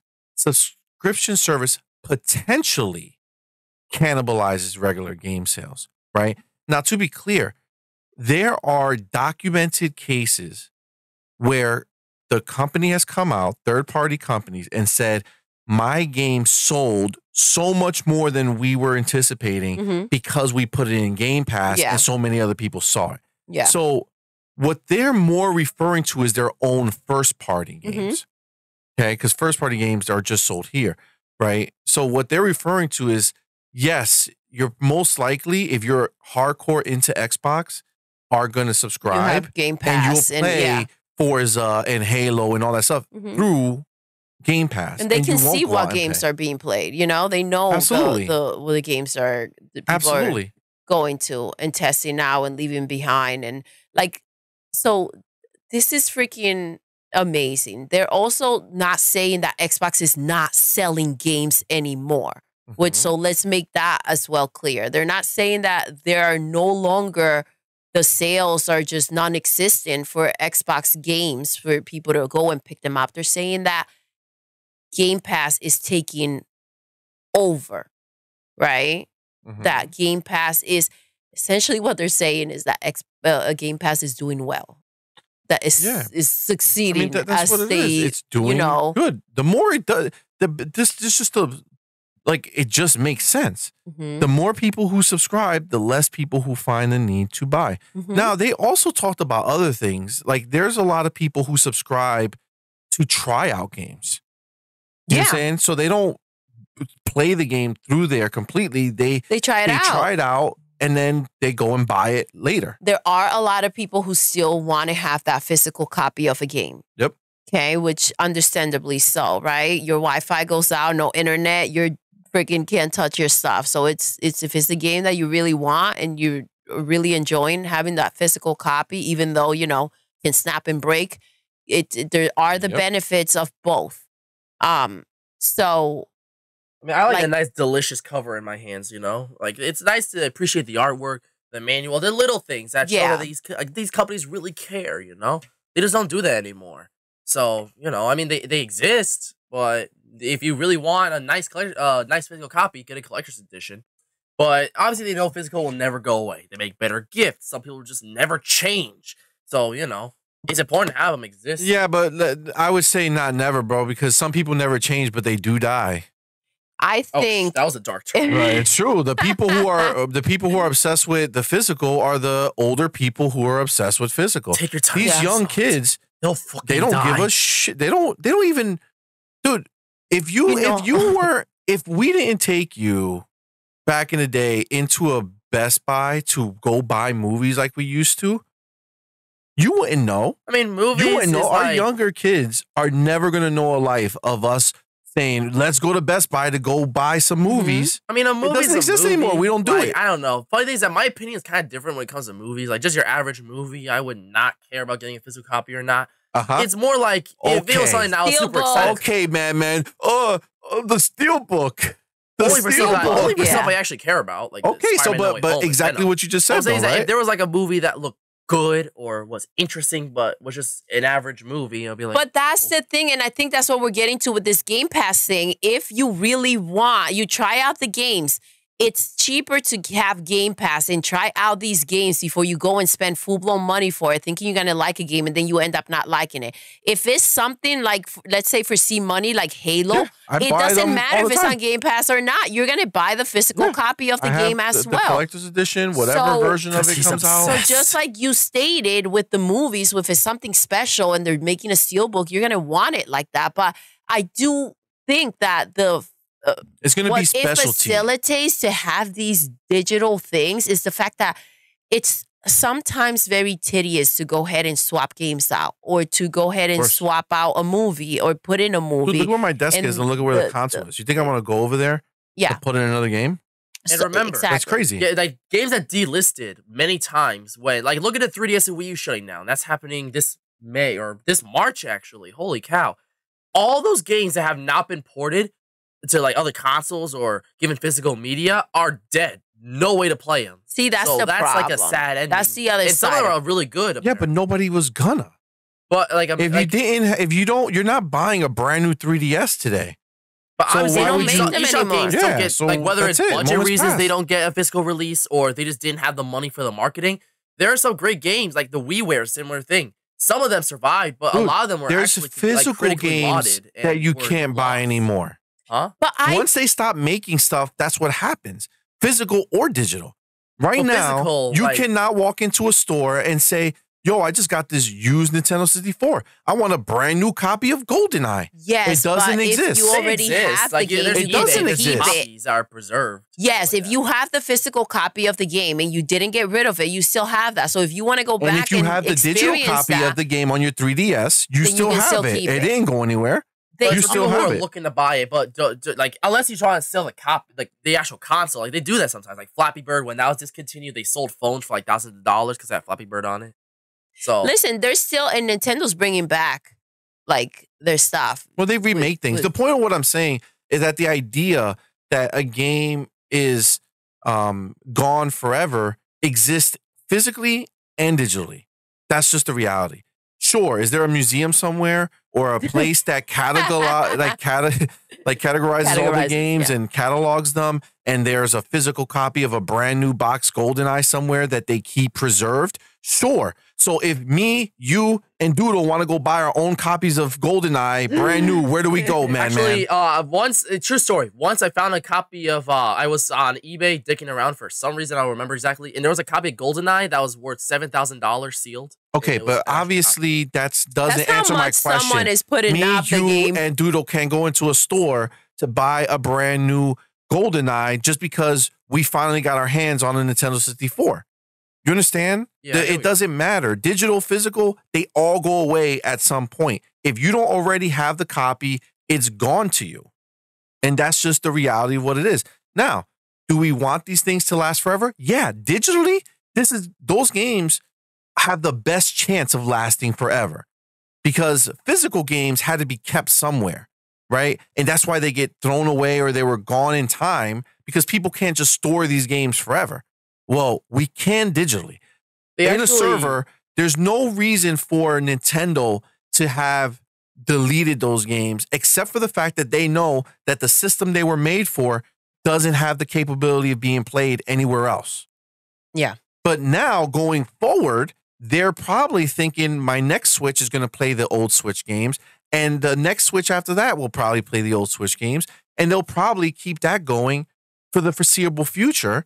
So yeah, game preservation is probably going to be in its best shape ever going forward because of digital. Actually, about 98 or 99% of movies released before 1929 are either lost or like burned or like impossible to watch now. What does actually have to do with what I said? You said actually as if I was talking about movies from He's 1929. reinforcing your, I'm saying is that your before point that it was these much things harder to do preserve, get but now lost, as Yeah. time goes on, it's like much easier to physically preserve. lost. Yeah, now it's easier to preserve. Back then, things are Mhm. gone, right? So, yeah, that's a problem of the past, I would say. And it sucks for those games that were so fundamental to a lot of the things that we do. But that being said, the most important and most popular games have been preserved by Nintendo. Through their Nintendo Switch Online service, we have access to all those classic games that were the most memorable and meant the most. Now, does that mean some games are gone to history? Yes, because they weren't that important. But right now, we're in the best shape ever. Look at Xbox with the 360 games. Look at Xbox with the original Xbox. I can play any important game in the Xbox history right now on my Series X. All the way to the original Xbox. But where's Blinks? It's there. Oh shit, you're right. It's there. And that's the point, right? All the most important stuff is preserved now. So let's get past this nonsense about Dang. physical All right, I and see how it digital. is. It's cool. Physical is cool. I'm always going to want them to make a statue with, I want a collector's edition, but it's not because I want the physical game. I can give two shits. I prefer them to give me a statue in the box, on its own. give me Yeah. a case, the steel case, the steel Mhm. book, and I want the code. Yeah. I don't want the game disc. I mean, it doesn't hurt to make the game disc. It just means it unless you ensures give me the that no code, it matter does what. hurt me. Unless you give me the code, it does hurt me. I mean, it ensures that no matter code. what, there's always going to be in someone's basement a disc with all the content. But that in today's world, that doesn't matter because 9 out of 10 or maybe 8 out of 10 games are not actually completely on the disc. We live in a world of updates. Like there have been games like due to like licensing, meaning that like they didn't get the rights to a song, or they are not valid anymore. Like Cooking Mama Cookstar, we own that game physically on Switch, but going on the eShop is delisted because months after it came out or something like that, there was a huge publishing dispute, and the game's been removed from all digital storefronts. So now the only copies that exist are stuff that are still lurking in like GameStops or something like that. Okay. That is an example of a game that you can't play. Or Deadpool on the Xbox One. I had that game. That game was removed years ago because of some sort of publishing or like something behind the scenes. Now you can't buy it anymore digital, but I always had the physical copy. So and those are all game examples of games that nobody gives a crap about right now. Whatever you say, Steve. And that's the reality. Whatever you say, Steven. That's the reality. That's funny. But that being said, yeah, the whole Xbox Game Pass cannibalizing game sales, yes, eventually it'll happen. But to be clear, they're not talking about every single game. There are documented cases where companies who are making these games have said they made more money because of it. And we've seen it. What was that Square game? It was like a looter shooter. It came out on Game Pass day one, and nobody expected it. It was like last minute announced. From Square? Yeah. It was that Outer Wilds. Not Outer Wilds. No. But you're in that ballpark. Whichever. It was a game that came out that wasn't that good or wasn't going to be that good, and then they put it on Game Pass and it blew up. I think I know what you're talking about. It was the first big game released on Game Pass. Like, that was a third-party game. Obviously, it wasn't that good because nobody could remember what it was. It's still around right now, too. Outsiders. Yes. Outsiders. There you go. That was it. Yeah, that was a game that wasn't going to do anything, and it blew up because of Game Pass. So, at the end of the day, Game Pass is a W no matter how you cut it. Oh, show. All right. Anybody else have anything to say about that? No? All right, man. Next topic, sir. Okay, so Ant-Man and the Wasp Quantamania has grossed $46 million in 2 days. Yeah, that doesn't sound like much, but for Marvel standards, and in terms of Marvel movie standards nowadays, that's pretty dang great. That isn't Spider-Man.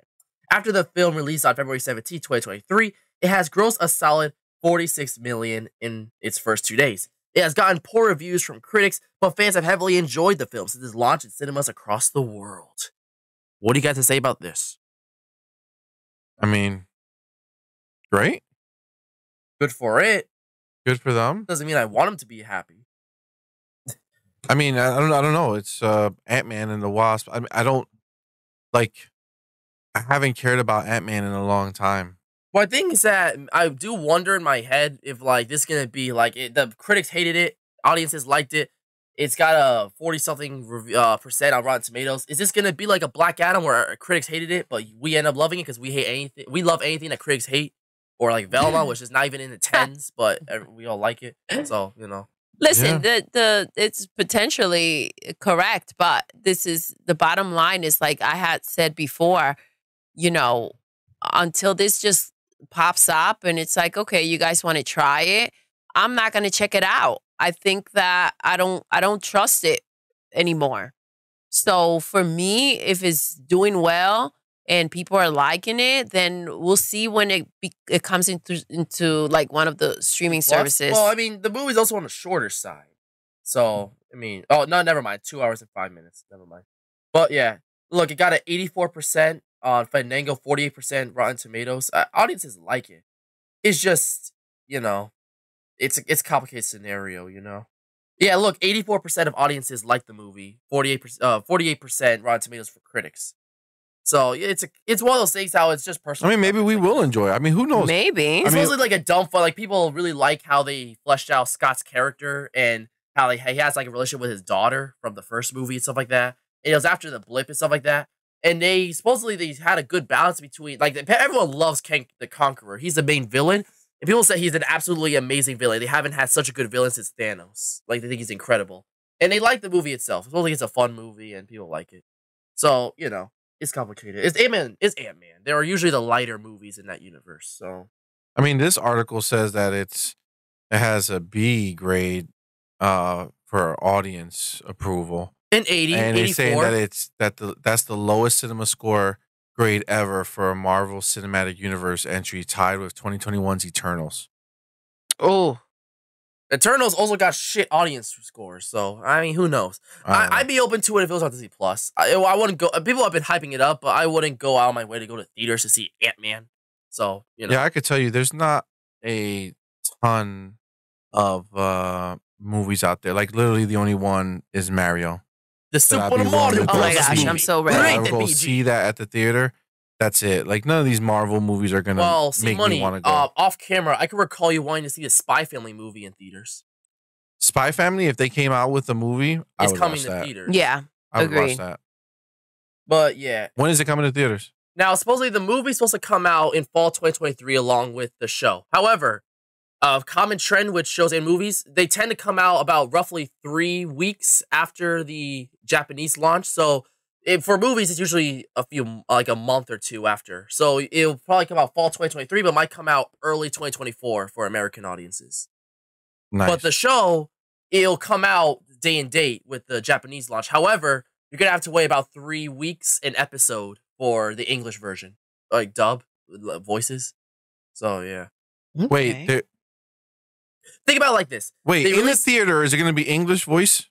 So it is. So they have two options when you go. You can either choose to watch the English sub version, Japanese with English subtitles, or the English dub version. They have both ready at launch. So when the movie comes out in Japan, it's Japan only. This happened with Demon Slayer and stuff like that, and the My Hero Academia It's movie, in Japanese only. One Piece movie. How they come out in Japan in Japanese only.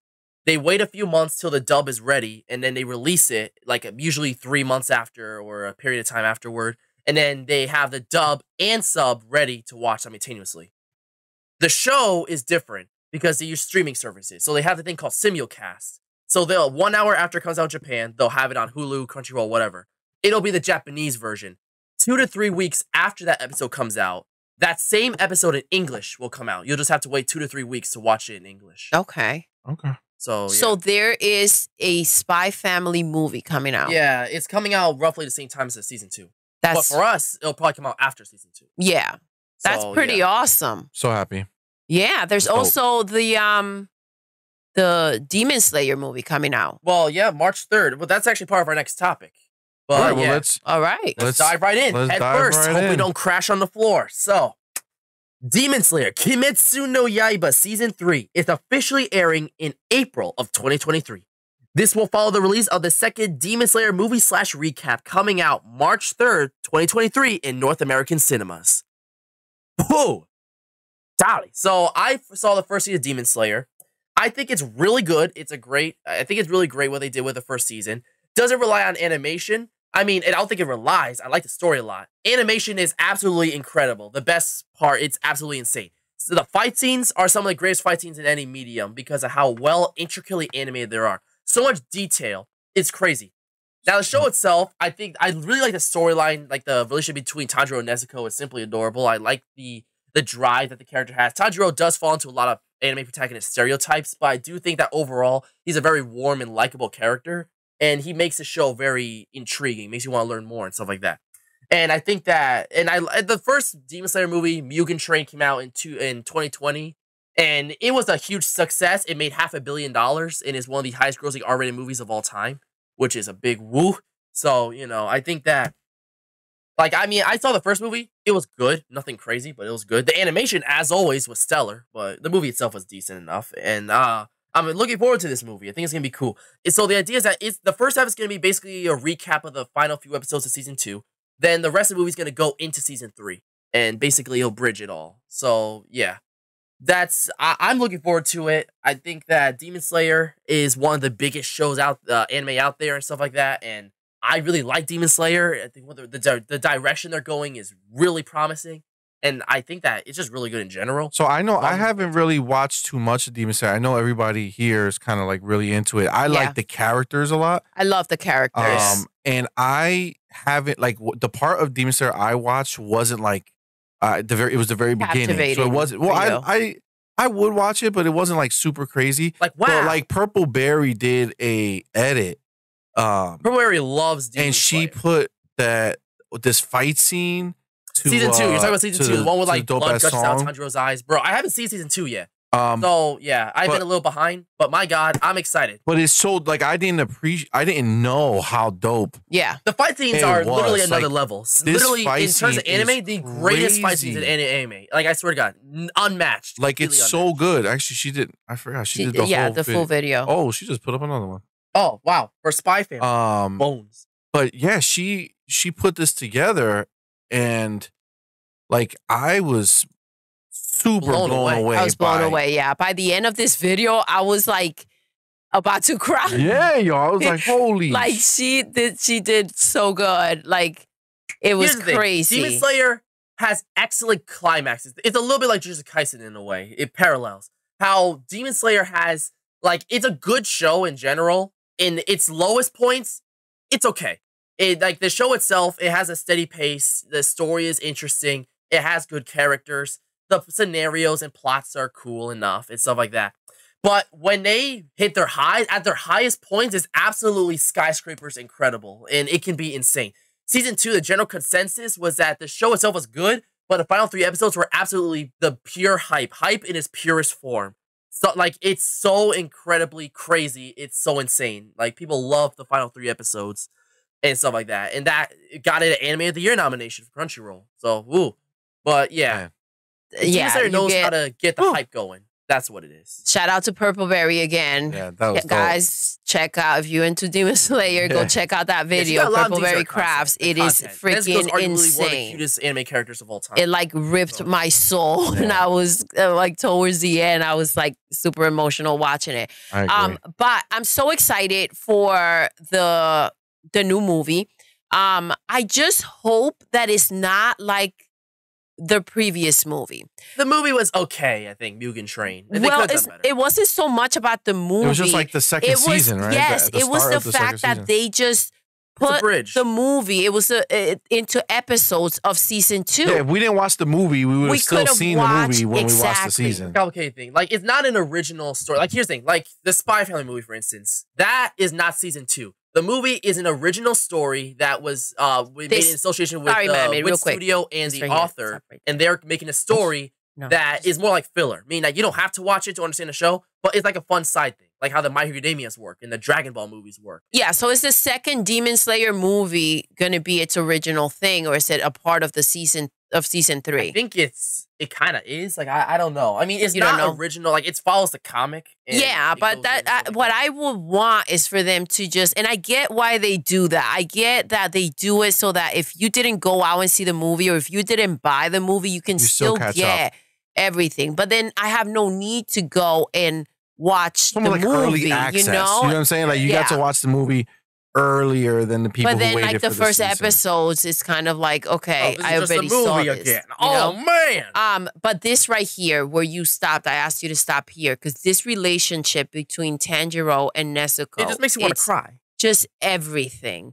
Like, this is the show for me. Like, seeing her and how she won't fully turn because she wants to stay with him. Like this is insane, and how protective he is of her. I don't know, man. That definitely shows that this show is fiction, because there are not many siblings like that. There are many siblings like that, and actually, like just that moment right there, where knowing what I know about the show and seeing just that simple picture where he's just leading her and holding her hand. Pretty much like everything's okay. We're together. Like that it's a huge moment for me to see, knowing what I know about the show. It's so cool. I love it. Their characters really have like depth, and it's Demon really Slayer good. has good It's characters so good. and stuff like that. Particularly Tanjiro and Nezuko, they have really good character arcs going for them and stuff like that. Zenitsu is funny, but he could be a little obnoxious at times. In Inosuke, I don't even know what the heck is going on with him half the time. So, Well, not I every think that Tanjiro character's- they have strong characters. Yeah, not Like- every character is the same. Obviously, you need that diversity in there to Yeah. balance it out, right? Because agree. you need that lightness here and there to get through everything else. Agreed 100%. It's a really good show. Super good. It's really good. If you haven't seen Alright. it, you should check it out. All right. It'll definitely blow you away with its animation. That's a fact. I'm excited. I'm excited. All right. All right, what's next, sir? So, Ted Lasso Season 3 has been confirmed to start airing on March 15, 2023. After 2 very successful seasons, the Apple TV Plus show is entering its 3rd season and coming much sooner than anyone expected. What do you guys have to say about this? I am freaking pumped. I love this show. It's one of those, like, you know, almost like feel-good TV for us, I feel like. Yeah, I love the character. Yeah. And I was actually a little scared that they were going to, like, end the show. Like, cancel it? Do the low Yeah, viewership or like, something? stop it or whatever. So I'm glad it's still going. I think it was, like, last season felt a little bit like, oh, my gosh, are they trying to stop it? And it's crazy because, you know, right here, we're looking at this picture, right? Yep. And Nate, like, turns, Turn into the bad guy. yeah, and it's just Ted. You obviously, Ted plays this character that is very likable. So it's kind of like you follow suit with kind of you tend to like him. Like, oh my gosh, he's such a nice guy Yep. in the show. But you don't realize how much you like him until you hate Nate for what he's doing. Yes. Like, Whoa, it's what? Wait. instant. Like, He did something criminal worthy? well, he did something that wasn't so nice. And it's Ted Lasso kind of, himself? No, well, the you guy can't. Nate You with him. gotta watch the show, Yeah, bro. man. Oh, You it's part gotta of watch the the show. story. I thought you were Um, talking about like the actual actor did some criminal shit. I was like, oh, come on. No. That's criminal, bro. So we're talking about the show. Uh-huh. So the next season's coming out, and then the last season, I was like kind of like afraid that it was gonna end. But I don't yeah, know. Well, hold up. Let's pray that it's not a good case of Yellowstone syndrome. It doesn't balloon to the point that it's nothing. Because you want it. I'd rather it end at a high than finally end after 10 years on a low, low, low. Well, So, it shouldn't. It shouldn't end anytime soon because they have stories that they can keep telling with this. It's just a matter of we thought that it was going that way because of some of the not because it was bad, but because of the choices that they were making in the story. You know It what felt I'm like it saying? was So we're going not in a saying it dark was bad direction. story. We're no, saying not that at all. the story was trying, like it was almost Trying to leading us, letting us know that they're trying to come, like to end stuff. And it's like, well, hopefully What not. are you doing? Yeah, Like, please don't. Like, get it together, buddy. We have more stories to tell. Yeah, so- we were ready for season 3 for sure. But yeah, that was crazy. Needless to say, I don't like Tess. Nate so much. Nate's But not a the good fella. cast is freaking amazing. Yeah, we like everybody. Yeah. I mean, and Nate was fine. We don't like him not because he's not A doing good the character. the- You just don't like what he did. he's not acting it correctly. No. It's because his arc is changing to the bad guy. But everybody's cool. We like them all. Yeah. And you know, like there,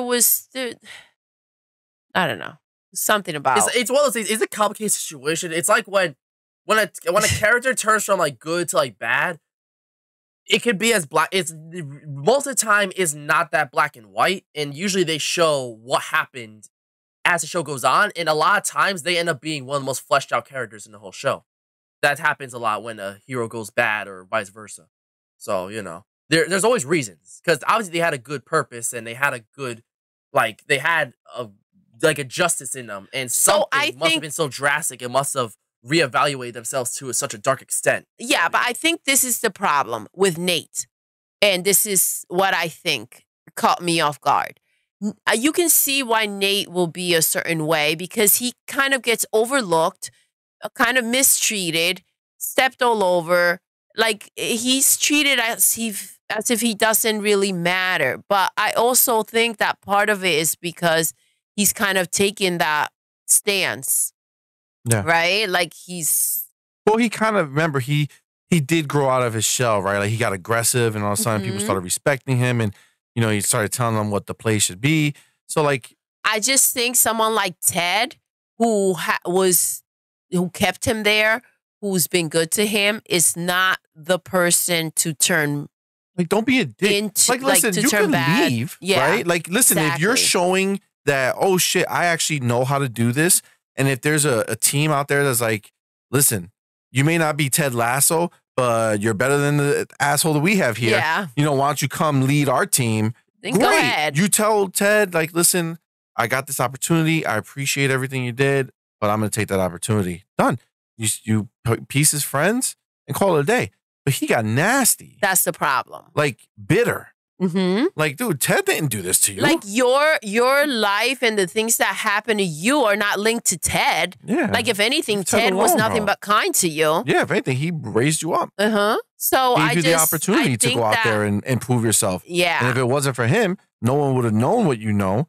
And that's it. Wasn't he like the water boy or some shit? Yeah, like he was just like, nobody cared, nobody respected, nobody gave a crap. And it's like, you can see why he would be bitter about that, but the people to let it out on are not the people who helped you out and who, you know, saw you when you were down and builded you up. You know, like he didn't treat him like that. He wasn't 100%. A part of it. 100%. So, you know, anyways, I'm excited for season 3. It's going to be awesome because I love the cast. I feel like we'll talk about this on her. Oh, I will like that very much. Yeah. To be probably not an episode by Stay episode. tuned. No. Wow, I really effed that up, didn't I? You're good. Right, you're always good. You're always good, man. You're doing great, sir. So on to the next one, my friend. All right. So next up, the Super Mario Brothers movie has runtime has been officially revealed. The film will clock in at 92 minutes or 1 hour and 32 minutes. Some people think that this is too short of a runtime, but the movie still looks very promising and it's one of the most highly anticipated movies of 2023. So, I don't know about you folks, but I am so excited. It's been years since they announced this movie in 2015. And for so dang long, I was wondering what the movie's going to look like. And we're so close to actually seeing it. It's killing me. So what do you guys have to say about this? I'm freaking pumped for the Super Mario Brothers movie. I don't see how. I remember a time where like these type of movies were bad. But they were like an hour long. You know, the movie itself, shoot, runtime. So like, yes, do we want to sit there and assuming it's good content, like that we want to watch it for like 2-3 hours? Yes, it's the freaking Mario Brothers. Yeah. With that said, we're going to watch one movie and it's a normal amount of time for a movie. And then we're going to wait and see and hope that they give us another one. So the runtime for an animated movie used to be much shorter than what we're getting for the Mario movies and for the Mario movie. And I'm excited. I'm glad. Yeah. I'll take what they're giving us and I trust that is good content. Now, potentially when people buy the Blu-ray or 4K, I'm sure it'll come with like behind the scenes or maybe deleted scenes, and that's where we will get our fix of extra content. All that juicy Mario content. Shoot. But for now, I'm good with what they're giving us. I'm excited. I mean, I can't wait. It's practically confirmed at this point that the Donkey Kong movie is happening. A part of like how much they flesh him out in his world in his movie. There's been so many leaks, it's crazy. And the Legend of Zelda movie, supposedly that's already in the talks at Illumination. They're already in pre-production phase. The rumor is and stuff like that. I wouldn't be surprised if they try to start an NCU, a Nintendo Cinematic Universe. Have a bunch of like maybe a Kirby movie or a Star Fox movie or something like that, and then have like the Super Smash Bros. Be like the Avengers. I mean, they could. I would have wanted to balloon that much, but that's fun to think about. I would want it to balloon that much. This is the thing. There's a charm about Nintendo characters, and I feel like it fits into these movies perfectly. They just needed the right team to make it with. I think they lean into doing it with like regular actors, and I feel like animation, with how far it's come, is the route to take. Yes. You know why they don't want to do it? Why they don't want to do what? Why it took so long? Yeah. Because the first one was a shit show. No. It was terrible. Because if they show us how good Mario can look in 3D. They will have to make their systems stronger. Make their system stronger, baby. They don't want to do it. They're like, you can't make us. We live like a stubborn child, bro. I'll be like, no, I see you already have him. He's already there. He's made. You just got to make a system powerful enough to take him from there and put him in your box. We live in a world where they're giving us Master Chief and they're giving us, Gears of War and The Last of Us in this, in these freaking weekly basis, right? And we're getting these shows. And I think this is the right spot for Nintendo.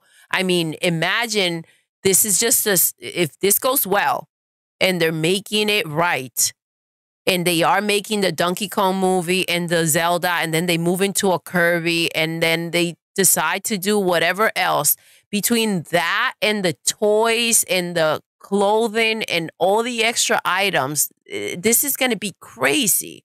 And I do think that this fits well. Who wouldn't want to go and see it? Look at these two faces, like Mario and Luigi right there. Like, I just want to squeeze their cheeks and yes, let's go. Give me more content. I want to see. I'm here for it. Agreed. Apparently Illumination's not really doing anything about it right now, but people think that there might be a Luigi's Mansion movie in the future. Good. That would be so dope. That will be crazy. That's the one game that graphically is so good on the Switch. The Switch, like Luigi's Mansion 3 is one of the most beautiful looking things. So good. It looks like an animated movie. It looks like a Pixar movie.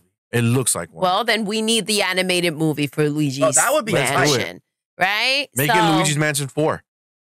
Listen, make it into a movie. All I need is them to not rush the process, to take their time and giving us the right stories. And the cool thing is that these characters are already created. These are characters that exist. These are worlds that exist. So going back into like the reference of the video game and recreating that and then just giving us a really good story, which partially it's the foundation to a good story is already there, because I just love how far video games have come, in which we can more than just play. We're being told beginning to end, in there. It's story, yes. So I think the content is there. Just bring it to life for us. And if Illumination's the right team, let's just dive in and keep going. Remember, guys, ladies and gents, we're in a video game renaissance here. Like, I mean, at least when it comes to video game adaptations. Think about like the past, since like 2019, we've been getting banger after banger after banger. We got like The Witcher, we got Cyberpunk Edge Runners, we got Arcane, bro. We are in like, obviously these people who are working on these things truly love what they're doing. And it's not like some sort of joke anymore. Hollywood trying to get their hands on it for money. So like with this, like I'm so excited. My God. Yeah, it's the right time. And that's where we are right now. It's the right time. I don't think that like, I think everything runs its course, right? Like we were super into the superhero movies and everything, and look at where Marvel is right now, at least for me. And now I think that look how many shows have started from the video games. This is a new thing that we're ready for, and that's that. I think just bring it on.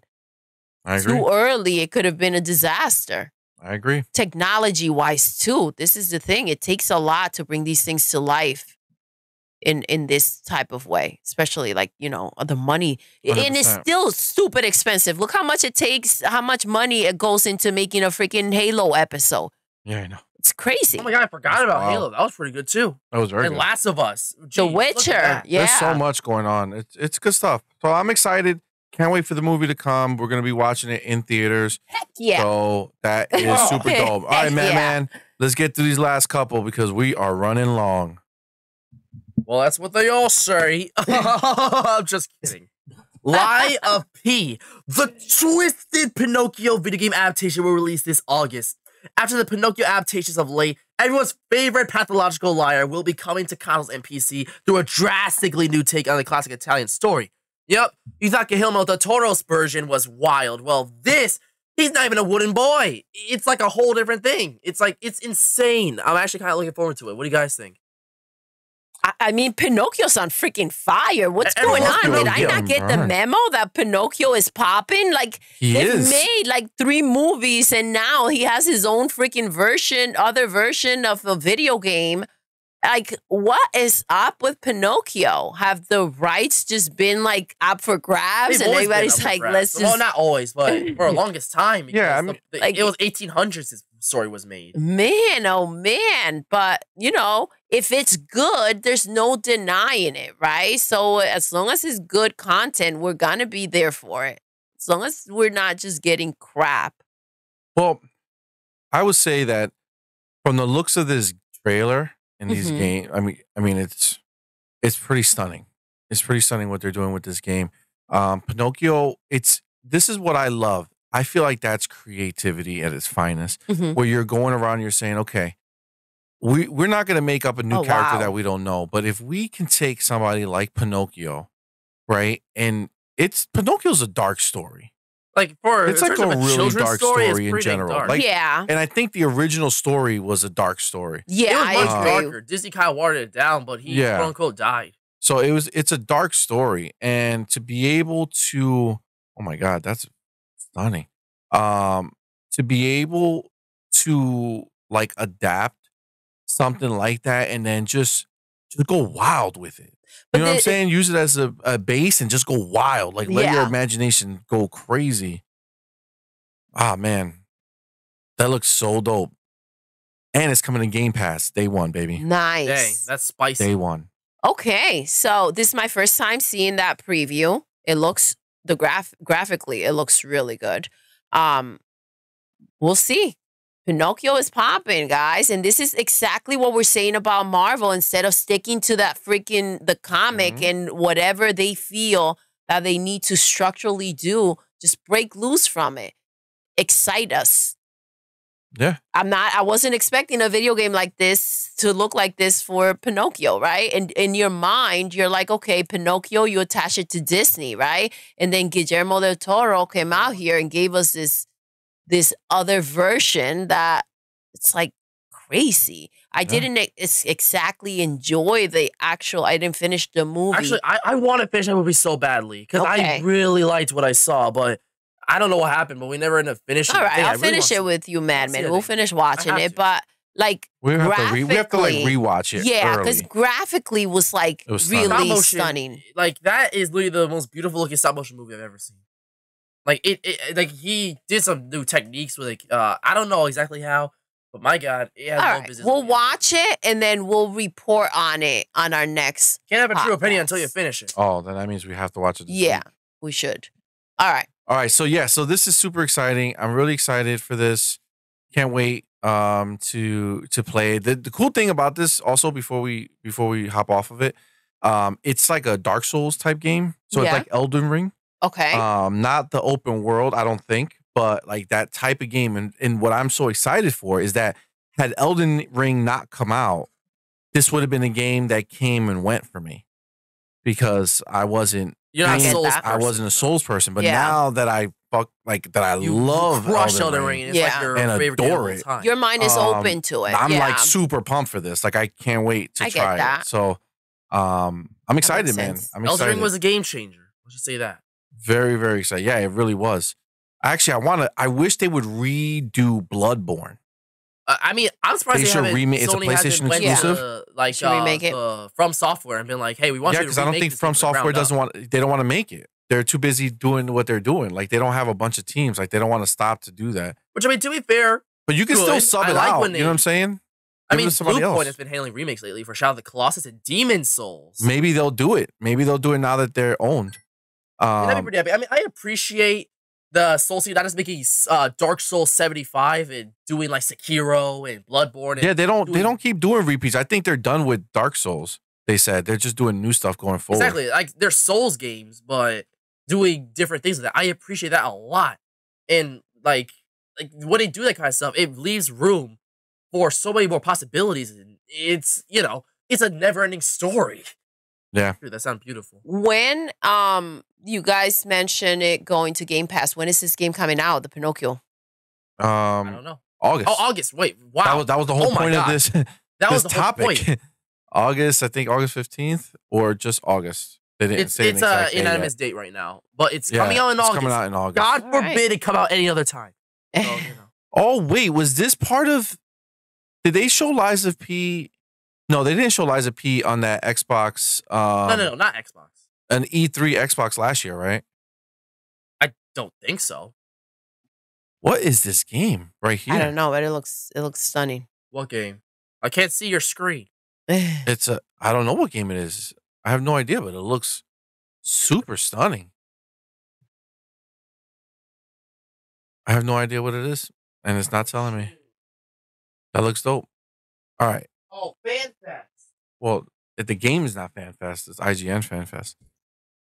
That's what it is. IGN FanFest. They must have revealed the trailer over there. Like, no shit. It all makes sense. Oh, is this Diablo 4? Maybe this is Diablo 4. A trailer for Diablo 4. See, money's decided for Diablo 4 after Diablo Immortal. Yes, I am actually. Very much so.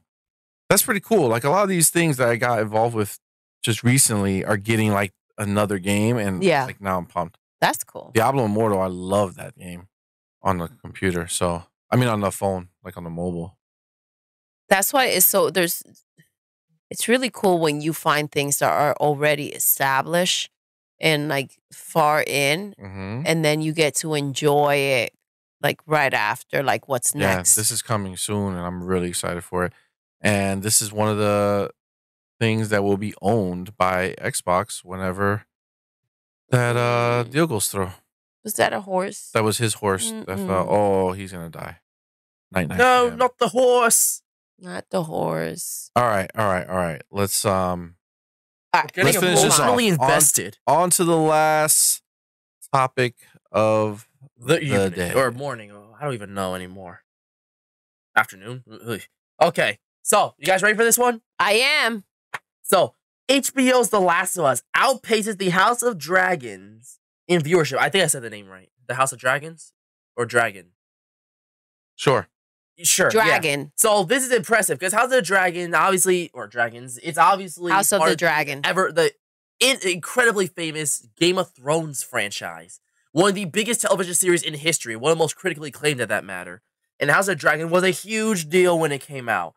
The Last of Us hit the scene, and other than its video game to boot and its brand name recognition, the show kind of came out of nowhere, you know? And everyone has been up in arms about it and how incredible it is, and everyone loves it, and it looks like it can actually be one of the greatest television series of all time, which in viewership numbers at least, which that's incredible. What do you guys have to say about this? I mean, well deserved. Question mark? It's a really good show, and even though we're kind of going back and forth between the game and the show, and kind of it puts some of the show in a slightly worse light because we like the version of the game so much. If we weren't playing the game, I feel like we would be super pumped on each episode. Yes. And we still are, because we want to continue to see the differences and where they're going to take this. Yeah. So I think the benefit of doing both and being able to either like to play the game or watch the gameplay, it's the fact that it fills in the gaps for a lot of stuff. Absolutely. You know, you kind of get a it's kind of like the two sides and then the in-between, and you're in the in-between with both ends and you make what you want of it type of thing, you know? So kind of like they leave things out from the video game and they add things onto the show that are not a part of the video game, especially with the storytelling. And you get to kind of put it all together as a little Last of Us bundle. Yeah. Right? Absolutely. And you get the best of it all, I feel like. For sure. Because you really get the insight between them. And as you play or watch the gameplay, you start like filling in the stuff that the show doesn't have enough time to make you feel, you know? So like you get to enjoy Ellie and Joel's relationship more through the game because you spend a lot more time and there's a lot more banter than in the show that you only watch, you know, for however long a week that they do it. Exactly. So, yeah, that has to be one of my favorite things about doing the play along. Yes. Because, listen, the show is phenomenal. But let's not, like, we know that the show came from a video game. Yeah. Video So game's better. So in order for you to get what you get from the show, like, the video game had to be exceptional for them to want to even do this, to even consider doing something like this. Yeah. And there Like all of is Sony's games are getting turned into shows. there is the freedom that they get from storytelling with the actual show that they may lack from the video game. But then there's a lot more that you get from the video game that you don't get from the show. And a lot of people who watch these things because they like the source material. Like, there's a good chunk of people. But there's also instances Like a where lot of that people kinda who doesn't watch the matter. shows are because they like the game. Yeah, because they like the game. Well, in most cases, I could not give two flying hecks about League of Legends, but Arcane is incredible. It really is. So there's certain points where the show is just so good, the source material doesn't matter. And for So- some, like, I don't know, Last of Us is I think is a universally beloved video game. But Arcane is not held back by League of Legends, because League of Legends is all of its lore is outside of the game. Because the game is just that clicking, That you know, stupid shit. doing all that Yeah. stuff that I cannot do. But the game itself is not like my cup of tea, but it doesn't dive deep into this stuff. But all those characters do have backstories and they get to do on a yeah, TV they show, kind of you know? flesh that out through other media sources. And Arcane is just probably the best attempt at it mainstream wise. Wow, they really did. That has to be in my opinion, I don't even like League of Legends, and I have to say it's probably the best video game adaptation I've seen. It's just so good. I've seen majority of it by now. I'm almost. I watched the first episode and that's it. And then I rewatched it again, and then that's it. So we'll see if I can move past episode 1 at some point. You did watch episode 2. Episode 1 at some I point. mean, ish. I don't know if you fell asleep. Um, But, you know. I probably fell asleep. But one thing I wanted to say, which is, I got to say, I have to give kudos to them, because when we talk about Arcane, we talk about The Witcher, right? These are video I thought you were going to games. give kudos to me. No, You turned this way. I was like, well, yeah, I do you do deserve deserve a lot of kudos. But the Witcher, like, these are games based, or like Cyberpunk, Even right? These are games, shows based off of games, but they're doing games their are based own off of other thing, media. right? Mhm. What I want to give credit to is, like, if you think about it, these other shows that are out there are saying the game people who made the game made a great world, right? Yeah, that we and can characters.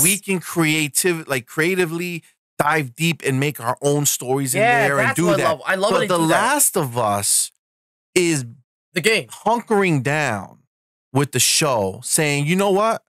No, We respect the what you game did. Yeah. is good enough Mm-hmm. that the story It that really they is. told, we want to tell. Like, what I think what We're I just wish they would have tweaking done. it to make it fit more for TV. What I Mhm. wish they would have done is that instead of having Joel and Ellie's story again, during that time frame, what about a different survivor and their But trauma? that we that don't wanna story is see not that. worth telling.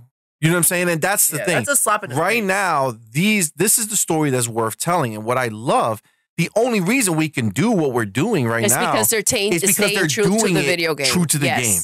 So they're literally, like, we are literally playing the game until the end of the episode, meaning whatever they finish the story beat of the episode on, we're playing the game up until that point and we stop. So we get to literally experience the entire episode, and we get to see it for compared to what the original creators did versus what liberties did they take. And it's wild how different some of these things are, and how much better the game might be, or how much better the TV version is. Yep. Like, it's wild. Like, there needs to, after all this wraps up, Neil Druckmann needs to do a Last of Us Part 1 remake. Remake that makes it where they redo The Last of Us with the best parts of the show and bring it into the game. Yeah. Because there's some really Last of Us juicy Part things 1, that change. Part 1, oh my god. 5 Last of Us games. 4 of them are just the first game. Like, they just can't stop with the first game, bro. But So listen, just a quick breakdown of what we do. We watch the show, okay? And then we do the gameplay for Doodles Never Have I Ever. for that episode. So for that the show. episode of the show. And so once we have both content from the Once we watch the show and play the game, then we record a her, him, and a mic. Then after recording the gameplay, we record the her, him, and a mic speaking about the episode and comparing it to what we saw. Yeah, and then we deem a winner. And then we've been keeping scores. Video game. No, it's three. Actually, it's 3-2. Right now, right now, the video game's ahead by 1. But the show's catching up, so we got 4 more episodes. So it's anybody's game. It was 3-1, and now it's 3-2. So we'll see where it ends. But it's exciting, and I love the fact that they did that because I love the play along. Yeah, like I really enjoy it. So agreed. And listen, we started her, him, and a mic, and we were just with the Last of Us when we started doing that show. It was just the show, and about 2 episodes in, or you said, well, would you be willing to try the gameplay? You've never played the game before. And I was like, sure. And that was a great idea. Yeah. That was a great idea. It puts everything into a whole different perspective. Yeah, 100%. Especially you had the biggest transformation because when you were watching the show, I was saying things about the game from my memory. Yes. And you were like, yeah, but you're feeling that way because you're attached to those characters in that game. But this is so good and all this other stuff. Guess what? That was a load of crap. Yeah, because the first episode, you saw the characters differently. And then by the second episode, you saw Joel differently. It took you a little longer with Joel. With Joel, yes. But you did ultimately flip to you like all the game characters better. I do. The main 100%. characters. The main characters. Not the ones that the side characters. The side characters. And that's a big pattern that has developed. Side characters better in the show. Yes. Main characters better in the game. Yes. And if you watch both, you will see why. Because, man, it's crazy. And like to hear, because I was all for the show, right? First 2 episodes. And then it was like, we tried the game. And you hear me say, oh, yeah, well, this may be potentially. And then as like by the second gameplay, it's like, oh, damn, this just happened. This is Joel. This is the real Joel. What has been happening? Yep. Like, it's crazy. It's crazy how that went down. And it's all recorded. Like, I love that. Yeah, but what's so powerful is, and the same thing happened with The Witcher, where like your view of it from an outsider, like that you didn't play these games Someone looking through a window. And you just watched the shows first, fell in love with the show, then experienced the game, and then you, not having had the experience, flipped how you felt based off of the gameplay. Like you like Geralt in the game better than Geralt in the show for The Witcher, and you like all the characters in the game, Ellie, Joel, Tess, all them. You like them better in the game versus in the show, right? So that's pretty dope. Yeah. That's pretty dope. And if we weren't doing this, you would have never had that insight. No, not at all. Because listen, they make these shows, they bring them to life. They find the actor that they feel represents this character best. And like, but it came from something, right? And it's good to go back and see where it all rooted from. Because that's essentially like The Witcher. I mean, I can't imagine like reading the books, right? Going back to reading the books. And then how will you feel about the video game, considering how much detail they put into the books? It's not the same. Yeah. So like, it's just, it's really cool. It's really crazy. And I'm glad that we are at a time where we're seeing these shows. And I'm glad that you are such a gamer and are kind of, just navigating with me through this Doodles Never Have I Ever journey. It's pretty cool. It's been the highlight of a lot of my life right now. This is really dope. I really enjoyed this time with you. Thank you. So it's really cool. That being said, Last of Us doing well is well deserved, and we look forward to more. Actually, tonight will be the next Last of Us. Yeah. As of recording, it is Sunday. It's Sunday night. So we'll it goes watch down. Maybe do a little gameplay after. I think so. Follow up right there. We'll see. Exciting times. All right, man. Well, I think that is it, my friend. Yes. You're right. It is. That was good. That was really good. It was good. Listen, we dove really deep into some of these That first one topics. was An hour long. Yeah, we literally spoke for an hour Did we really? about that Marvel. wasn't there, it It would've been a short infuriates us podcast. apparently. I think so. I think there's like some buttons are pressed because I'm about to triggering. start off again.